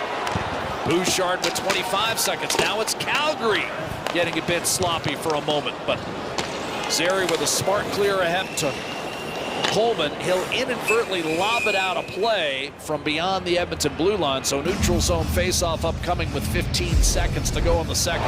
Always a little bit extra in the end of a period when you know that the time is winding down. And here, this sharp angle shot, maybe deflected a bit by Draisaitl, but it pops right back out, and he finds it again with that quick spin shot, and Wolf is up to the task on that one. But you know they're hunting and they're searching for those high-quality chances in the dying seconds of a period. That's why they're out there late, is to try and generate that quick chance, and they generated a couple. Uyghur fires a dart to Frost. Sends it to Coronado, banged it off the side of that. Final 3 seconds. Coronado at the horn. Frost had it deflected away by Adam Henrique. But nevertheless, after a pretty dominant 32 minutes turned in by the 2-time defending Western Conference champion Edmonton Oilers, the Flames scored twice in 2 minutes, and it's 3-2 after 2 in Edmonton. This is the Battle of Alberta, and this man is David Amber. Here to begin the third period, 3-2 the Oilers lead, and a reminder, the Oilers 50-50 presented by Rogers is back for the season in support of kids and families across oil country. The current jackpot is over $357,000 and climbing at Battle of Alberta speeds. Get your tickets now anywhere in Alberta at edmontonoilers.com/5050. It's been a milestone kind of night to kick off the season. 3 players called upon for rookie laps before warm-ups. It's unforgettable whether you're 19-year-old Matvei Gridin or 29-year-old David Tomashek. Leon Draisaitl, 400 goals in the NHL. Tomashek's first NHL point on the play. The Gridin goal. It was his goal to be in the NHL this fall. Scores in his debut to give the Flames some life. The puck inventory taking a hit at Rogers Place here tonight, Jack. Well, and Calgary all of a sudden, Kyle, has a lot of life. And with about 8 minutes to go in the second period, the Oilers seemingly in charge of this one. A ragged shift. Calgary gets a good bounce. Gridden's been around it all night, probably deserved it. And now it's 3-2 as McDavid streaks in with a shot that's chopped wide.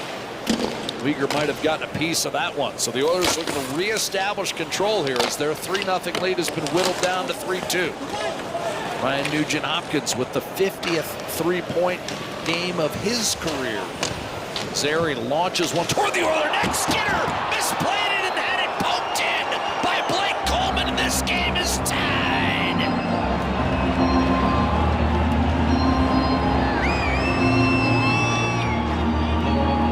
Momentum's everything in this game, and for the Flames, you heard Connor Zary talking to Kyle Bukauskas in the intermission.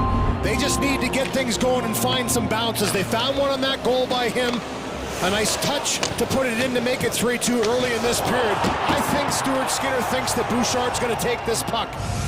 It's just a little chop, and it's Zary that puts it in there. The one hopper, he's got to control it. He has it. What's he going to do? And it's the quick stick of Coleman that just beats him to that puck before he makes that decision, and it's a tie game. Blake Coleman dropped off to 15 goals a year ago after having 30 the year prior. But he'll get one there unassisted 40 seconds in. Brand new hockey game as Phil wrists one into the waiting glove of Dustin Wolf. Well, here it is again, and anytime a puck's coming into a goaltender from this height and bouncing, they always have to respect it. You can take a right or left-hand turn, you don't know where the puck's going to go. So for Zary, he's like, listen, I'm going to fumble this in. Maybe he gives up a rebound. He did a great job to control this puck, but that little hesitation right here, is he taking it? No. Great job by Coleman just to be right on the heels of Bouchard. And he saw his opportunity to chop that one home, and that's exactly what he did. Miscommunication, an opportunity presents itself, and Coleman pounces on it. 3-3. Here's Regula wrist shot, and that's gloved by Wolf. You wonder, Louis, does Bouchard feel that pressure from Coleman, and is that a factor in him not taking that puck, perhaps? Well, for sure. I mean, great awareness Bouchard has. He obviously knows that somebody's behind him. He probably even knows it's Coleman. But he didn't reach in to grab it, and then that split second where he doesn't take it, and registered by Stuart Skinner to chop that to the corner, because that was his next move, was going to be to bat that into the left-hand corner, in my opinion, would have been the play. Too late. Nurse fires one up the right-hand side. No icing. Hall fumbles it away. The Oilers scored the first 3 goals of this hockey game. Calgary's gotten the next 3, and now Bean tries to find Fairby. He's taken against the boards by Nurse. 3 goals on 13 shots for the Flames. It's Bean. Heavy cross checks by Nurse on big Klapka in front. 2 big men going at it. Klapka looking to protect. Shovels it out. It's hammered wide by Uyghur. And Savoy out of the fray locates Regula. Hit hard by Uyghur. Uyghur's landed a couple of big hits tonight. Sharangovich, Lomberg through one man, and then a heavy collision with Regula. Those two go down in a heap, but Sharangovich is on the puck for Calgary. Flames are coming up with more of these pucks than they did in the first 30 minutes.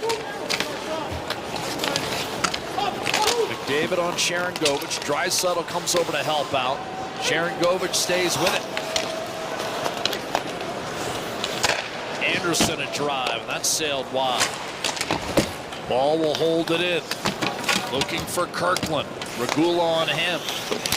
Drive loose by Lomberg, and Sharangovich unable to come up with it. Shot Anderson, and a save made by Skinner. And again, as Louis has talked about, another scrum after the whistle. And that's fourth line against top line for the Flames, and they do a nice job to hem in the top line of Edmonton and just keep them reeling inside the zone. Here's the battle in front. Watch this cross check. Bam.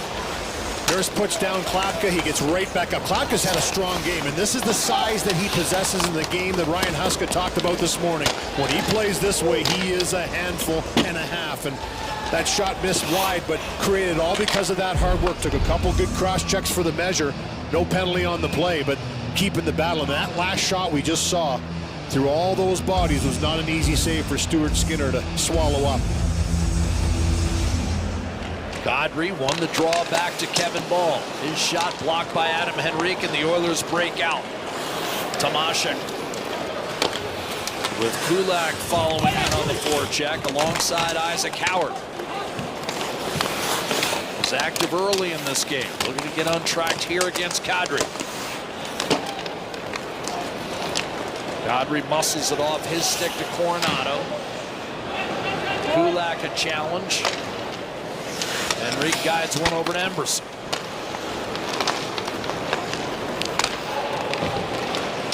Henrique to Tomashek. A nervous hush. Kind of reverberating. A hush is possible to reverberate through this building right now.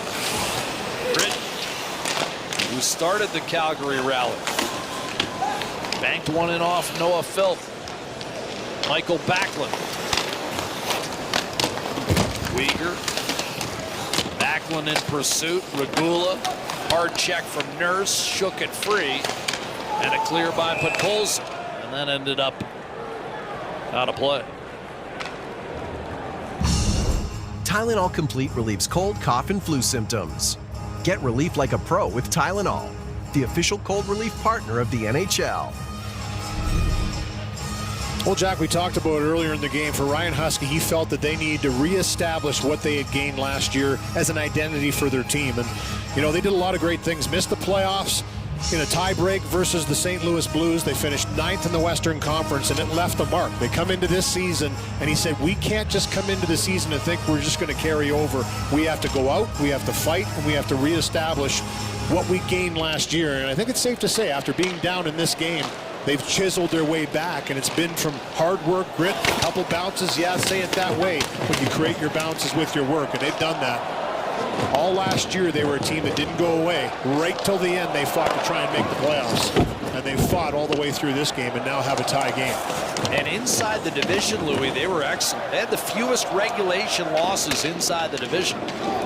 Only dropped 4 games in regulation in Pacific Division play. The problem was they went 5-12 in 3-on-3 overtime games, and that cost them a playoff spot for the second time in 3 years. We got a penalty coming against Edmonton. Ryan Nugent-Hopkins on Michael Backlund. So a delayed penalty, and here's a chance for Calgary, sliding it above the blue paint, tracked by Frost. Savoy on him. Delayed penalty. Zary feeds ball. Wrist shot, save. Skinner rebound available for just a moment. And Coleman could not poke that one home, but his game-tying goal has now set Calgary up with a chance to take the lead. Nugent-Hopkins to the box for a hook. What a difference. Calgary's finding ways to spend more time in the offensive zone. Nice job by Backlund here to protect it. There's the reach in a little bit too far by Ryan Nugent-Hopkins. 2 veteran players going at it there. 2 longest tenured guys on their respective teams. And this one by Ball with Coleman in front, tries to get a piece of it. Swallowed up by Stuart Skinner, but an opportunity in the power play. 1 for 2 so far, the Flames in this game. Opportunity to take their first lead. Zary got a power play goal in the second, as again the Flames scored 2 goals in 2 minutes to bring it from 3-0 to 3-2. And then Coleman tied it off the miscue between Skinner and Bouchard. And now the Flames in search of their first lead. Playing without Huberdeau and Pospisil, remember. Edmonton without Zach Hyman and Jake Wallman. Cross-seamer broken up. Bouchard had a shorthand, an option available in the form of Draisaitl. Couldn't get it to him. Draisaitl, McDavid out there, though. And Draisaitl forces a turnover. Here's McDavid. Joined by Bouchard. Conservatively chipping behind the Calgary net. Draisaitl using that big body to protect and eventually nudge one out in front of the net, where it's grabbed by Coronado, who takes a peek behind him. He wanted to know where Draisaitl was. Is he there? Can't say I blame him. Kadri. Uyghur gets it back. Sets up Kadri. A third time. Uyghur a one-timer. Took something off and to get it on net. Save made by Skinner. Emberson did not get it out. Kulak will try. Swallowed up initially, and then Emberson's second effort. What a play by Kadri to hold the line. Chip toward the net by Farabee. Emberson again does not get it out. Uyghur. Farabee. Edmonton's living on the edge right now, Louis. Emberson again afforded an opportunity to clear, and this time he'll make certain of it. Yeah, a couple failed clears, and anytime that puck doesn't get out, every time it happens, I think exponentially the percentage goes up. There's going to be a high-quality chance against, but they battle, they stay with it, and eventually Emberson takes that split second and makes sure it goes down 200 feet. Ekholm does the same, and that'll drain the Calgary power play time down to 15 seconds. Nugent-Hopkins, a 3-point night, set to come out of the box in 10. Zary bangs it in deep. Klapka digging in. Unable to hold the zone was Gritton. Takes a pass from Anderson. Flames, a bit of a wasted opportunity there. They don't even get a shot on net. Oilers will be guilty of an icing call with 7 minutes having elapsed in this third period, but mark that one down as Calgary does not get a shot. Game tied at 3.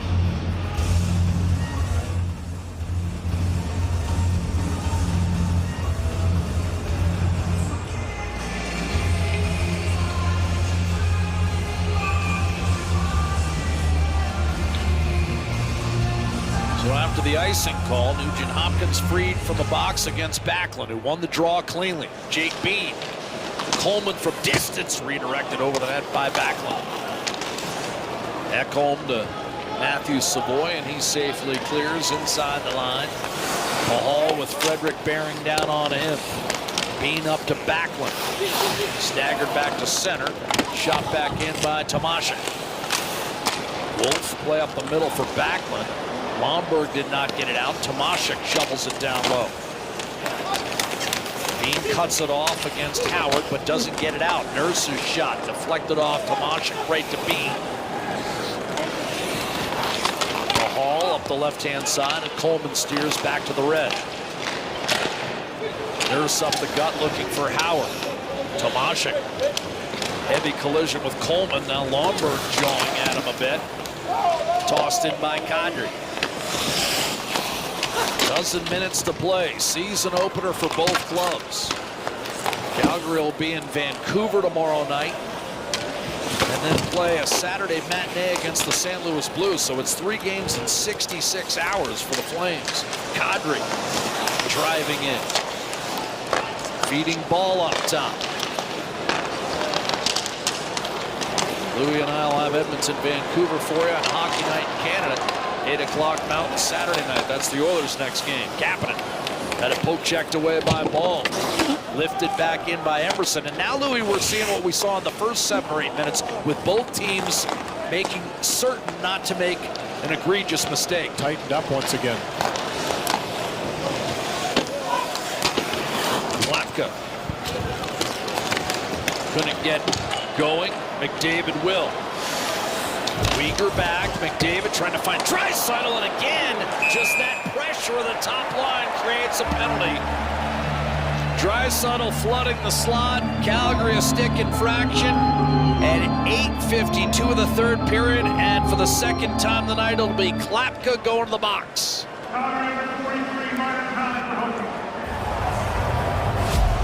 Flames have come all the way back from a 3-0 deficit, but as Draisaitl charges in, Klapka takes the penalty, and it's a power play for Edmonton.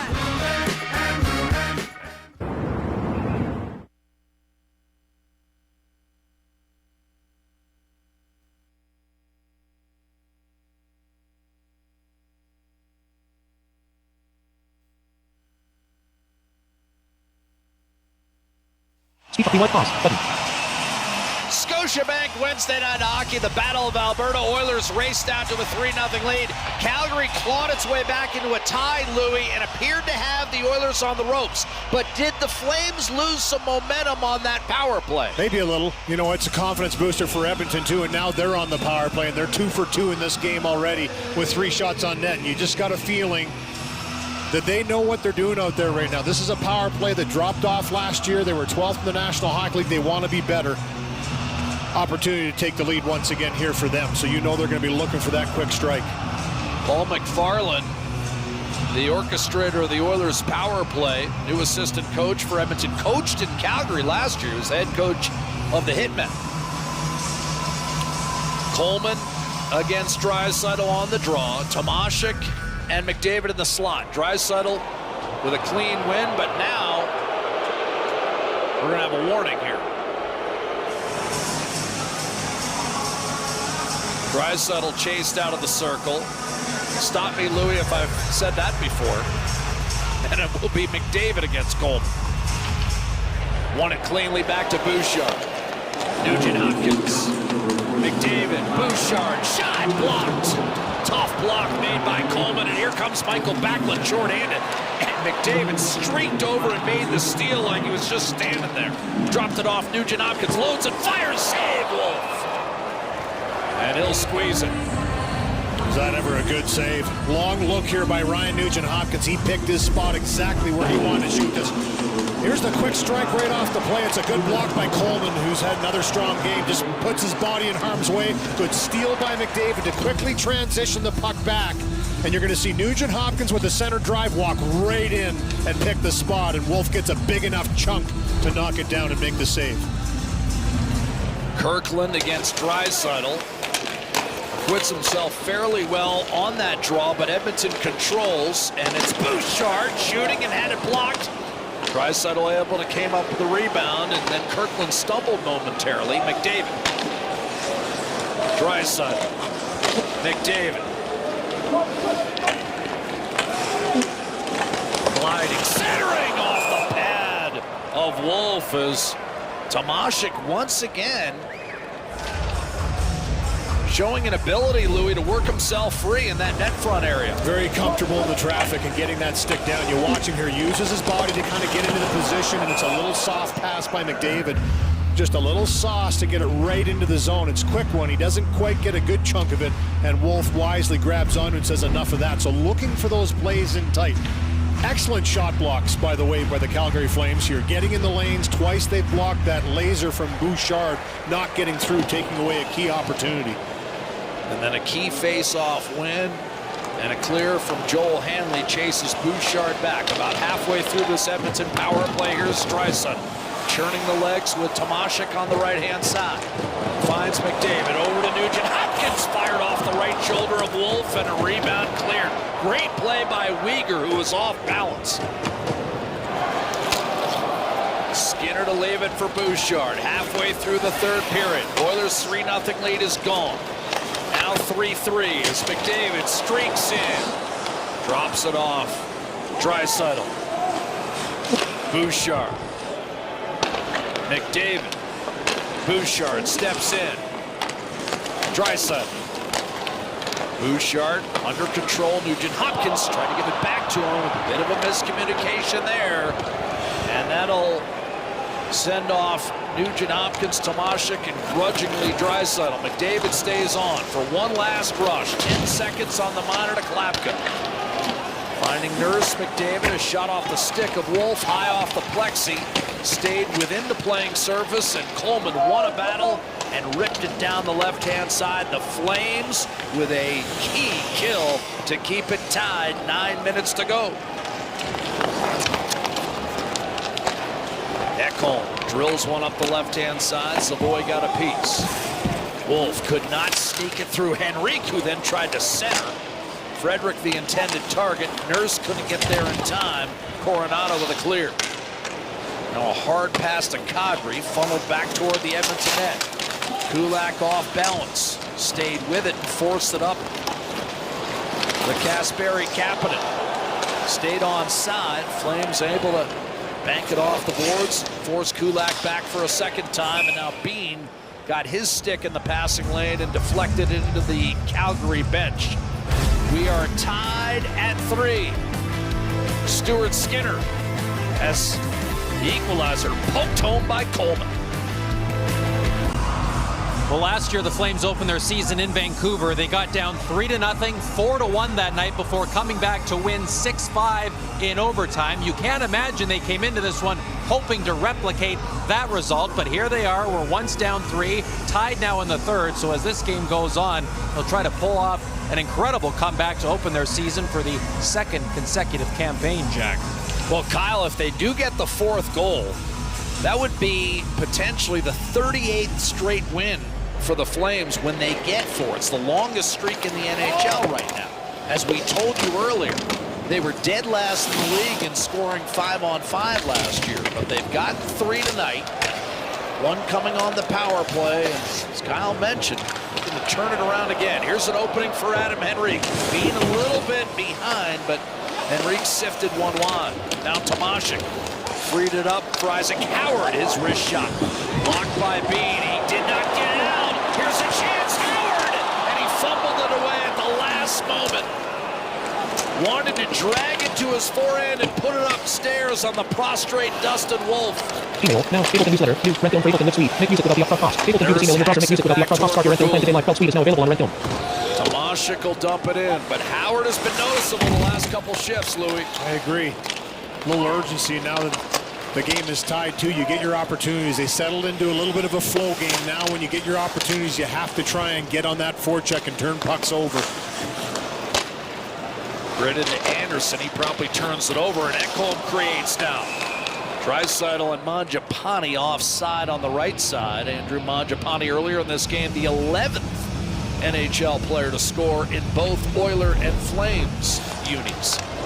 Here's that wrister from far that is handled by Beam, but it's the dig out by Tomashik that's there. And right here, good patience and poise shown by Isaac Howard, the youngster in his first NHL game, but just delays a little bit, can't get the handle at the end for the chance. Good positional play on that last little sequence by Coronado, the forward, just to be right on the line and deny the entry of Draisaitl, create the offside. Howard definitely was looking upstairs, Louis, on that chance. Just couldn't get it cleanly on his stick. Flames right back to work in the offensive zone, and that shot finds its way through from Weegar. Skinner able to make the save, his 14th of the night. But again, you like that poise, right? You like poise of young players that come in, and then, you know, the tendency is to get that chance and just immediately take the shot. You're not thinking of keep moving, keep stick handling, look for a better opportunity, but we've seen it a few times from youngsters in this game. Gritton with his first goal has had some real nice plays. Got a little bit lucky on his goal, but you create that luck, and Isaac Howard right there, we just talked about it. In his first game, doesn't look out of place when he has that puck on his stick. He can do wonderful things. And I know he's 29, but Tomashik hasn't looked out of place either. I know he took the penalty that led to the goal, but on the other hand, he's really presented an option net front, and it's not an area that he's played a ton. Because, of course, in the Swedish League, he was the guy with the big shot. The one-timer. Yeah. Kulak. He's a grizzled vet now, 10 years over in Europe playing. Was a Belleville Bull for a couple of years, so he has been in Canada, North America playing before, but chose to go over to Europe, playing a bunch of leagues, and now getting his opportunity. Trent Frederick up top for Emberson. His shot blocked by Gritton. And here come the Flames with 6.5 to go in regulation. Calgary looking for its first lead. Kadri had it knocked away by Kulak. Well played. Emberson to reset as both teams make wholesale changes in personnel. Edmonton, remember, finished just 5 points ahead of Calgary last year. Flames finished with more points than playoff qualifiers out east in the New Jersey Devils and the Montreal Canadiens, but lost the tiebreaker to Minnesota.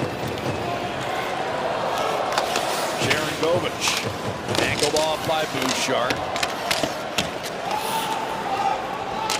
Calgary 14 losses in overtime or a shootout last year. Remember Daryl Sutter's last year, Louis, they lost 17 games in OT or a shootout. So it's really cost them that extra point in 2 of the last 3 years.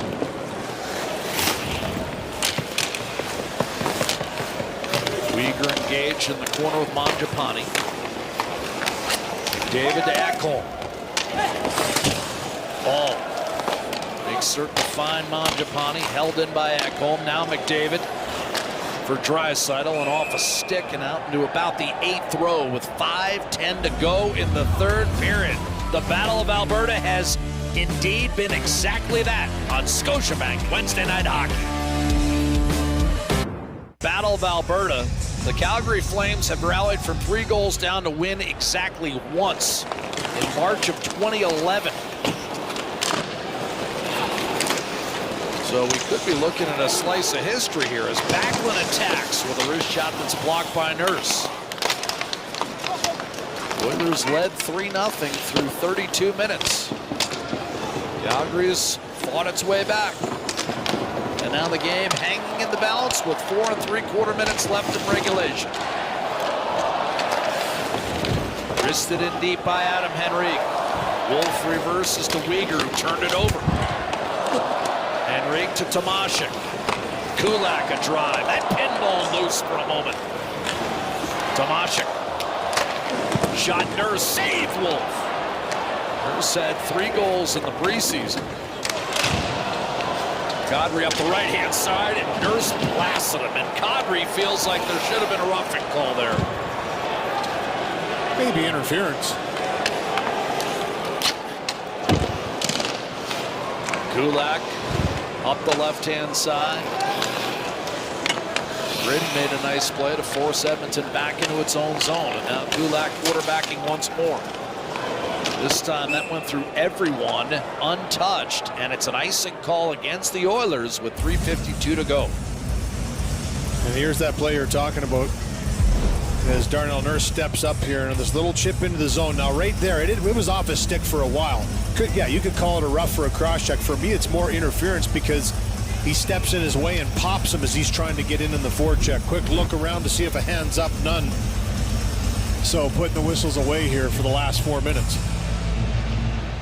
Godry with a sole assist tonight. Wrist shot from distance and a save made by Skinner against Pahal, and now Podkolzin. Cut off by Sharon Govich. Pahal headmans the puck for Farabee. Bouchard defended that well. And then Podkolzin raked it free, allowing Kapanen a chance to wedge that back to center. Rifled back in by Bean. Played by Skinner over to Ekholm, on to McDavid. He'll send it in from the red line. Podkolzin barrels in on the forecheck. Wolf a tricky pass. Bouchard stepped up and maintained for Edmonton. McDavid left the puck behind. Has 2 assists tonight. Frederick won a battle. McDavid in front and a save made on Draisaitl. Ekholm stripped by Anderson, and now Backlund looks up ice. Feels that pressure, goes backside to ball, up to Coleman, offside Calgary, 2:48 on the clock. Tight check, and both teams looking to stretch that pass up the ice. Here's a pretty good battle. This is a hard cross check on big Kevin Ball by McDavid, and that work again pops that puck loose. Frederick to McDavid. It's a quick one-sided one-timer right there by Draisaitl. Just kind of funnels into the slot, gets it away in a hurry to try and foil Dustin Wolf, who makes a good save. Ball's played some heavy, hard minutes in this game, and a lot of it's been on the wall. Big customer. And a lot of it against Edmonton's elite group of forwards. Although for a Stanley Cup contender, it's interesting, 7 of Edmonton's 13 forwards are different from the opening night lineup a year ago. Now, obviously, Hyman is on IR. He'll be back in a month.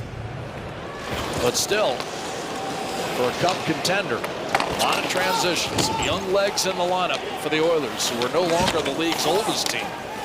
They're now just 6th oldest. Nurse shoots it in.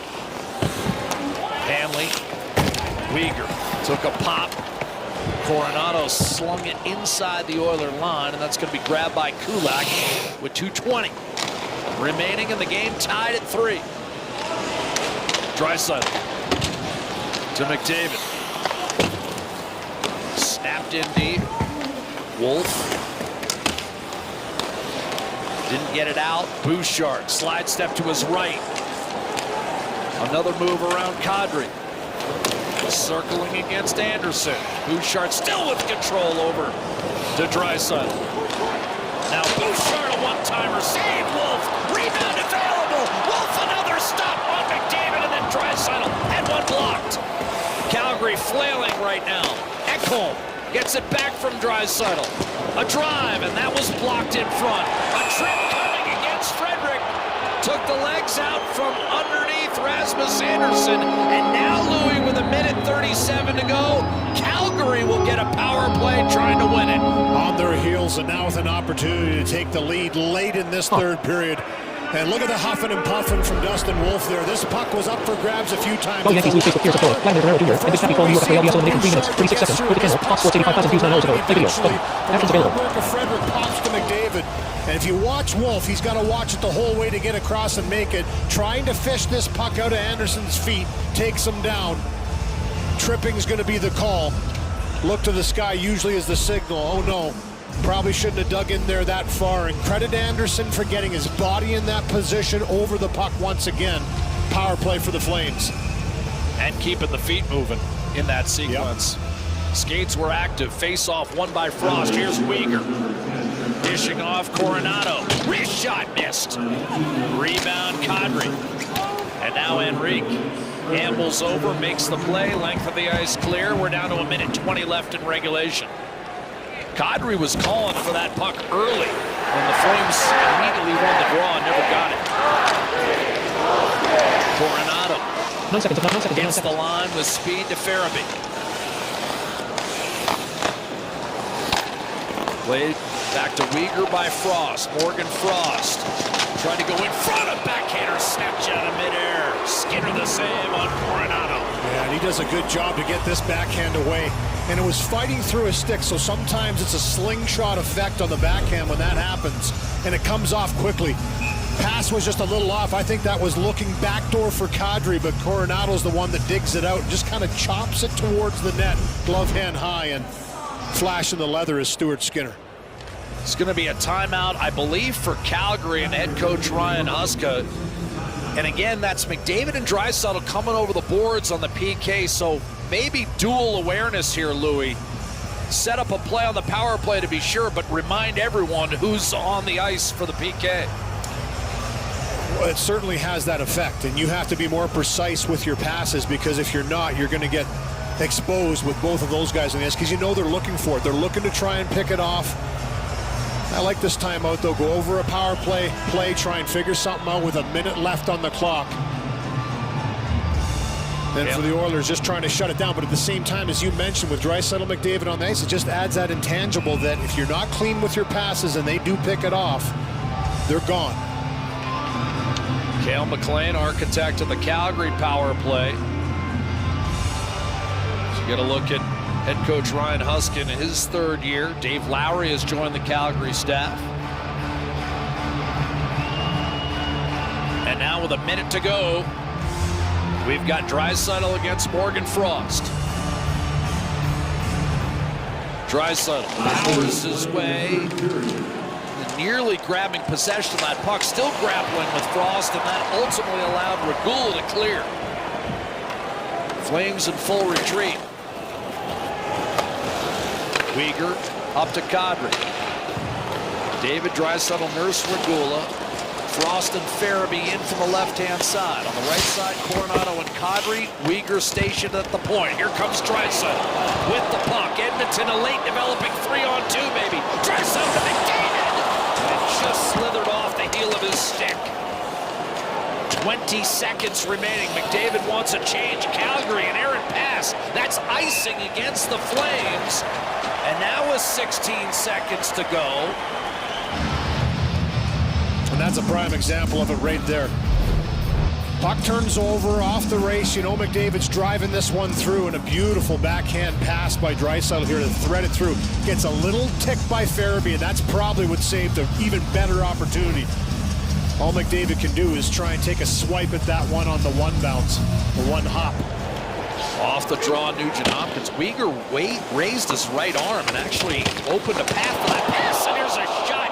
Whistled wide by Nugent Hopkins with 10 seconds remaining. That could have won it right there. Frost under duress from Adam Henrique. Flames won't get a shot away. They'll begin the overtime with 23 seconds of power play time still remaining. 60 minutes complete, 3-3. And Nugent Hopkins still shaking his head coming back to the bench after that chance. He's had a strong game. And this one comes out to him right here. A beautiful little feed by Henrique through traffic. And for Nugent Hopkins, he's really tried to bring pucks to the net. He is not hesitating to get that wicked release off, and just misses it wide, trying to go up over top of the right pad under the blocker of Dustin Wolf. This overtime brought to you by Subway. Try 6-inch classics, now available in centimeters. 5 measurably more Canadian classics for $5.99 each. Stuart Skinner prepares to deal with 3-on-3 overtime, and he doesn't have to deal like Dustin Wolf will with Leon Draisaitl, who scored, count them, 4 OT winners in the postseason a year ago. There's a dangerous crew, and here's Leon Draisaitl against the Los Angeles Kings, against the Vegas Golden Knights, and he just continued that throughout the playoffs. Game 1 against the Florida Panthers in the final for the win, and then this one here again in game number 4 to tie it up 2-2. Big-time players come up in the big-time moments. 4 overtime goals for Leon Draisaitl last year in the playoffs, en route to their 2nd straight Stanley Cup final. you know they're going to most likely start this one getting a little breath. Or maybe not. Looks like they're going to go a little different this time with Nugent Hopkins, who's had a strong game, Nurse and Ekholm. So giving the big boys some rest to start it off. Coronado, Kadri, and looks like Frost maybe will start this one. No, sorry, Uyghur's going to be out there. They're not going to go. It's a 4-on-3 power play to start it off. And it is 4-on-3 to start, Louis. If the Oilers are able to negotiate the 23 seconds, this is where Calgary struggled so badly last year, while Edmonton excelled. Oilers were 12-4 in 3-on-3 overtime, one shy of a league record for wins. And Calgary, in a stat that probably cost it a playoff spot, finished 5-12 in OT. But here are the Flames starting OT 4-on-3, an abbreviated power play. Uyghur to Kadri, loading and firing, and a save made by Skinner. 5 seconds left in the power play. Kadri again, dishes one time, another save. Skinner on Morgan Frost, and the Oilers are back to full strength. Dashing onto the ice is Frederick. Here's Coronado, and that shot deflected out of play by Darnell Nurse. And what that does, Louis, is end the 4-on-4 phase after just 7 seconds, and now you get back to 3 aside. Well, they create some great chances early on. Kadri, as you mentioned, wanted this puck right from the start again. He tries that sharp angle shot, and then the one-timer again by Frost to try and elevate this one from a real sharp angle.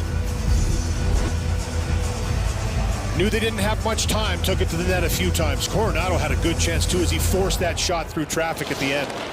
Backlund won the face-off from Draisaitl, but the Flames coughed it up. A bit of a mistake there that time by Anderson, not putting it into an area where he was certain Calgary would get possession. And now here comes McDavid with Draisaitl on his right.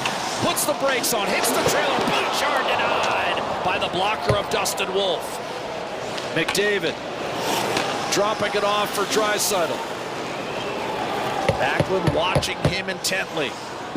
On the weave, it's McDavid taking it to the net, shooting. It was a bit of a changeup, and Wolf elects to freeze it with 1:06 gone by in the OT. Tried to use Anderson as the screen, and he gets a piece of it, and it comes through a little slowly. Here's the rush off possession, little stop. Bouchard late labels this one top blocker, and it's an excellent save by Dustin Wolf. And right here is McDavid tries to go to the middle, but then quickly use that little bit of a screen to get the shot away, and Anderson is able to disrupt it enough. Easy save for Wolf.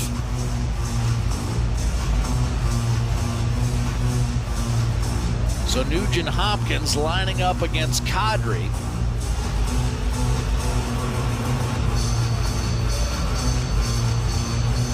For a face-off to Wolf's left-hand side. Flames looking to complete the comeback from 3-0 down with 28 minutes to go. Here's Kadri. Nurse watching him closely. Kadri's had some overtime heroics in his career against Edmonton previously, both in Colorado and in Toronto. This time just drops it off for Coronado. He's going to have to wait for Kadri to get back on side, which he eventually does. And now ahead for Coronado. Uyghur cuts to his right. No shot yet. Spun it over to Coronado, and he'll change. Anderson hops onto the ice as Coronado and Kadri both come off. Replaced by Frost and the rookie Gridden. Here's Morgan Frost. Gridden trying to center for Anderson. Intercepted by Nugent Hopkins. Lead pass just out of the reach of Nurse. Wolf will allow Nurse to plow his way into the corner. Won a battle to McDavid, and now the Oilers have McDavid and Draisaitl out in the attack zone. Joined by Bouchard. Off the bench and in possession of the puck. Circling, centering, and that went off the skate of Frost, but Draisaitl has it. Kicks it back for Bouchard. Takes it to the hole. Bouchard for the win! Can't finish. McDavid. Spinning, tracked by Anderson.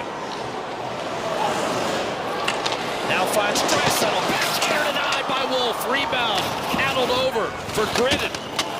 And the 19-year-old on to Anderson. Lead pass. Too far for Gridden. Skinner's going to make a play on it. Got it to Draisaitl. Over the line. Bouchard couldn't make the drop off. And now Gridden in his NHL debut to win it.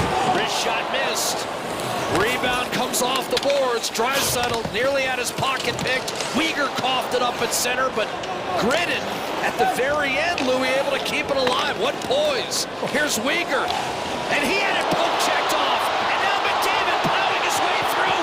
Weegar will be called for a holding penalty. And he smashed his stick on the glass. He is irate with this call. You don't need to read lips, just read body language. He is irate with this. He just got a 10. Yeah.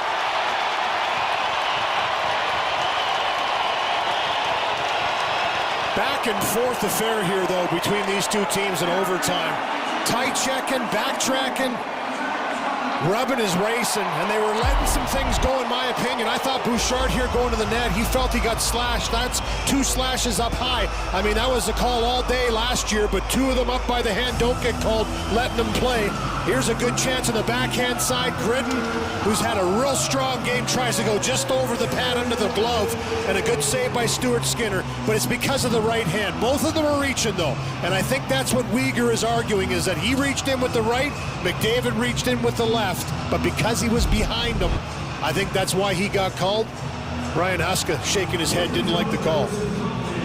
And the Oilers still had their timeout available, with McDavid and Draisaitl just having been out there 3-on-3. That timeout affords Louis the possibility for them to now rest and take the ice. And that's what I was talking about. I mean, you don't often see, especially a veteran, react like that to a penalty call. Well, he knows with 1:29 on the clock that this game's over one way or the other. It's either going to be run out or a goal's going to be scored either way. He's not getting out of the box in that period of time. So if you're going to take that 10-minute misconduct, might be the time. But I also think there was genuine anger there, Louis. Absolutely. I think Weegar thought he got a raw deal. And for Brian Pockberry, he can't let a player show him up like that right in front of him, slamming the glass and making that scene. So he got what he was looking for, and he wanted to prove his point that he didn't like the call, and he did. Now, Tomashik's out there as a right-handed shot instead of Nugent Hopkins in this power play grouping, the 4-on-3. You might think it would be automatic that Nugent Hopkins would be out there, but it's McDavid, Draisaitl, Tomashik, and Bouchard. And the Flames come up with a face-off win and ball length of the ice clear. So the Oilers kill a Calgary power play late in regulation, carry over into OT, and now the Flames will look to do the same and create the need for a shootout. Here's McDavid hitting Bouchard. Of course, Edmonton looking to end it. Bouchard, McDavid, Draisaitl, shoots. Flipped off pads, eluded McDavid, and with a minute to go in the overtime, Edmonton must reload, and McDavid lost the handle on a pass over to Draisaitl. Ball picked it off and cleared. Tomashik will lead the rush, up with McDavid.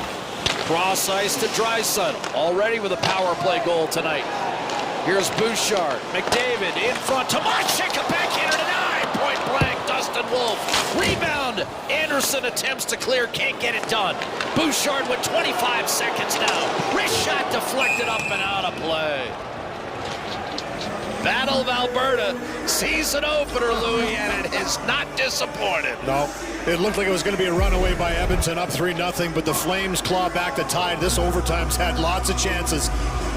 Some confidence shown here in the backhand side by Tomashik. He's the one that sent that across in the power play to Draisaitl earlier, so maybe he thought Wolf would bite good stick in the lane to deflect that one up over top of the glass.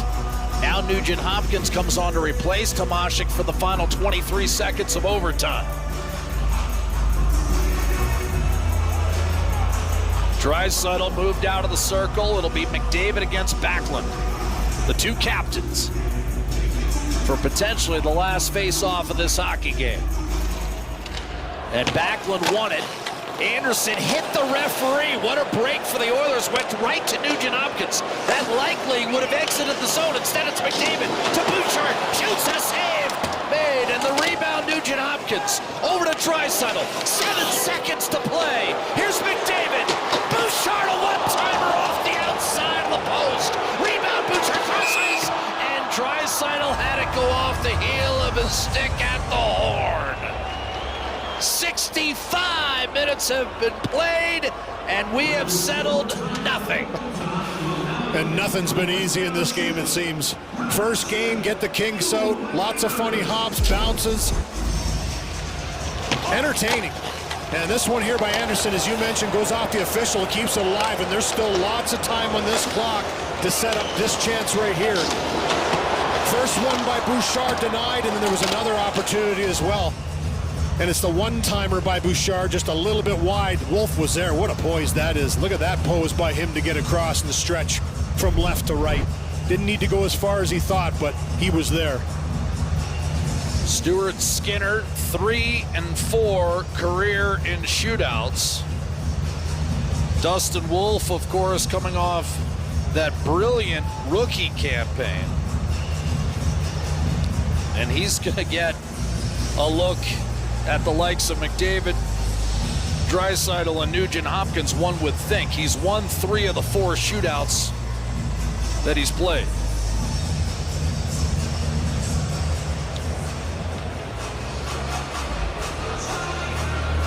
What a hockey game this turned out to be, Louis, after you said kind of a Edmonton cruise for 32 minutes, but the Flames pushed their way back into this game. It's fight, right? It's that not quit, and that's something Ryan Huska right now having a pretty animated conversation with Brian Pochmara probably about that last call. He said his team has to re-engage and re-establish that grit in that fight. I think they've done it tonight, and Connor McDavid will start things off in the shootout.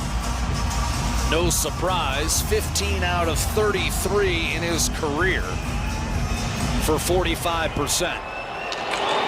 McDavid to lead off the shootout. Denied. Wolf stayed right with him, Louis. And that's one of his strengths, isn't it? His mobility is incredible for a goaltender. Not the biggest guy, but he's excellent on his edges, and he waits this out. A lot of guys would have the tendency to want to go down, down, down. He stands his ground right till the last second and almost follows it right down to the ice. Good save. Justin Kirkland, in his first full NHL season, went 3 for 4 in shootouts last year. Kirkland attacking Skinner. Comes in to the left flank and was stopped.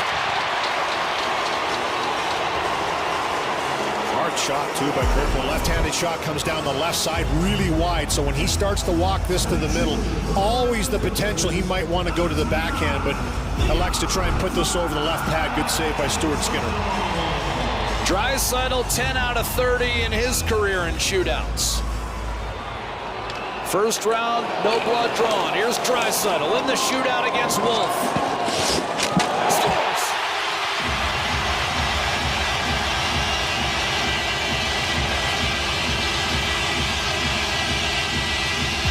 Fake job right there, and known so much for that quick release, but he's got the moves as well. Sold that all the way to the backhand, quick backhand to forehand, wraps it around the pad of Dustin Wolf. So now looking to respond, Morgan Frost. 4 out of 12 for his career. Puts the brakes on, waits, shoots, and scores. The old Patrick Kane. He came really close to halting. You know, and it does a lot of things. When he comes in that fast from a goaltender's perspective, he's got to try and match the speed. Come out, start back, and all of a sudden he slams on the brake. Look how far Stuart Skinner is out here, and then he just gets him moving a little bit right to left, picks his spot, and a quick release finds the net. Now Nugent Hopkins in his 15th year with the Oilers. 35% in his career in the shootout. Walks in, shoots, and Wolf is there to make the save, and now the Flames can win it, and they're going to go with Rasmus Andersson. Good save by Wolf again to just wait and be patient, waiting for that release of Nugent-Hopkins, looking for that tough shot over the right pad under the blocker. Anderson, a D-man, 4 of 8 for his career in shootouts to win it for the Calgary Flames and complete the comeback. Anderson stopped, tried to go 5-hole, and Skinner holds sway. Yeah, I'll tell you, that's a really good move too, and you know that from Stuart Skinner's perspective here again, he thinks he's going to shoot this puck. He closes the 5-hole, it opens up a bit, and that's exactly when Anderson tries to sift it through. Good save. And now David Tomášek. First NHL game in the shootout. Backhander was stopped by Wolf, and Calgary will get another chance to win it, and they'll go with Matt Coronado, who's 0 for 2 in his career. It's the patience again that makes this save for Wolf. He just continues to wait, and then has the ability in that position to stretch to the right and deny Tomášek on the backhand. Coronado to give the Flames the win on opening night for a 4th year in a row. No, off the post. Boy, can this kid rip it, eh? He really can fire the puck. I mean, he dented the post on that one. Such a great shooter. Comes down from a sharp angle again. A right-handed shot down the left side. And that same spot up over the glove just tries to zip it home and rings the bar. The Hobey Baker Award winner from a year ago at Michigan State. Isaac Howard, NHL debut. Tried to chip it over Dustin Wolf and missed. Doesn't look great when you miss, but it's such a good move under poise for Howard. If he puts this on the net, I'll tell you. Tries to come to the forehand and just put it back against the grain. They don't know each other, so he's never seen him on a breakaway. Now Gritton, the 19-year-old, in his NHL debut to win it for Calgary. No! You had to figure he was going to be in the shootout.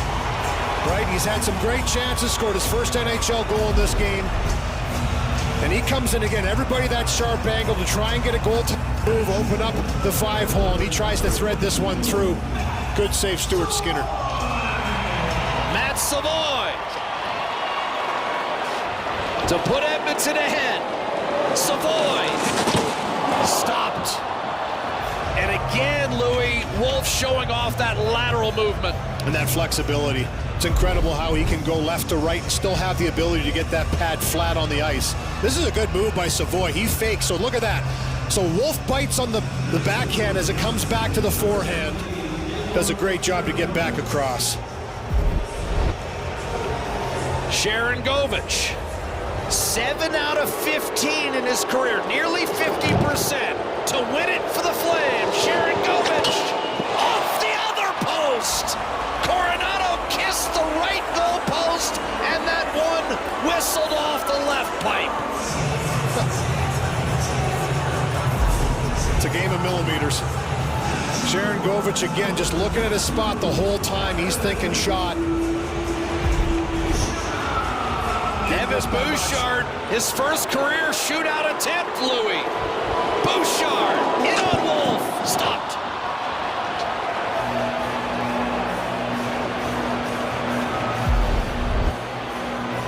Tried to shoot this a little further out and sometimes catch a goalie a little bit off, but look how far out Dustin Wolf was to cut down the angle on that shot. Connor Zary, 0 for 3 in his NHL career in the shootout. Moves in round 7 to win it. No!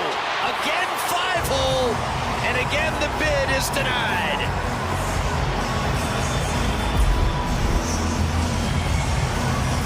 Trying to get him moving once again, comes to the middle, backhand, forehand, tries to slip this 5-hole. Good stick down on the ice by Stuart Skinner. Tendency a lot is to have that toe up in the air, heel on the ice, but he has the full thing down to make the save. Kapanen, 0 for 5 in the shootout in his career. A lot of speed. Oh, they're going to wave it off. They're going to say bar. And I think from the reaction of Kapanen, he doesn't think it went in. The fans thought it did. But he gets us away quick, and again, this is from distance hash marks. He just flicks it past the glove. You can see the reaction of Wolf. He hadn't even moved, really, and rings the bar. Boy, I've seen a lot of posts and bars in this shootout. Kadri less than 20%, just 7 for 39 in his career to win it for Calgary. Backhander score! And in the 8th round, the Flames complete the comeback from 3-0 down and prevail in the Battle of Alberta 4-3 on opening night in a shootout. Well, Kadri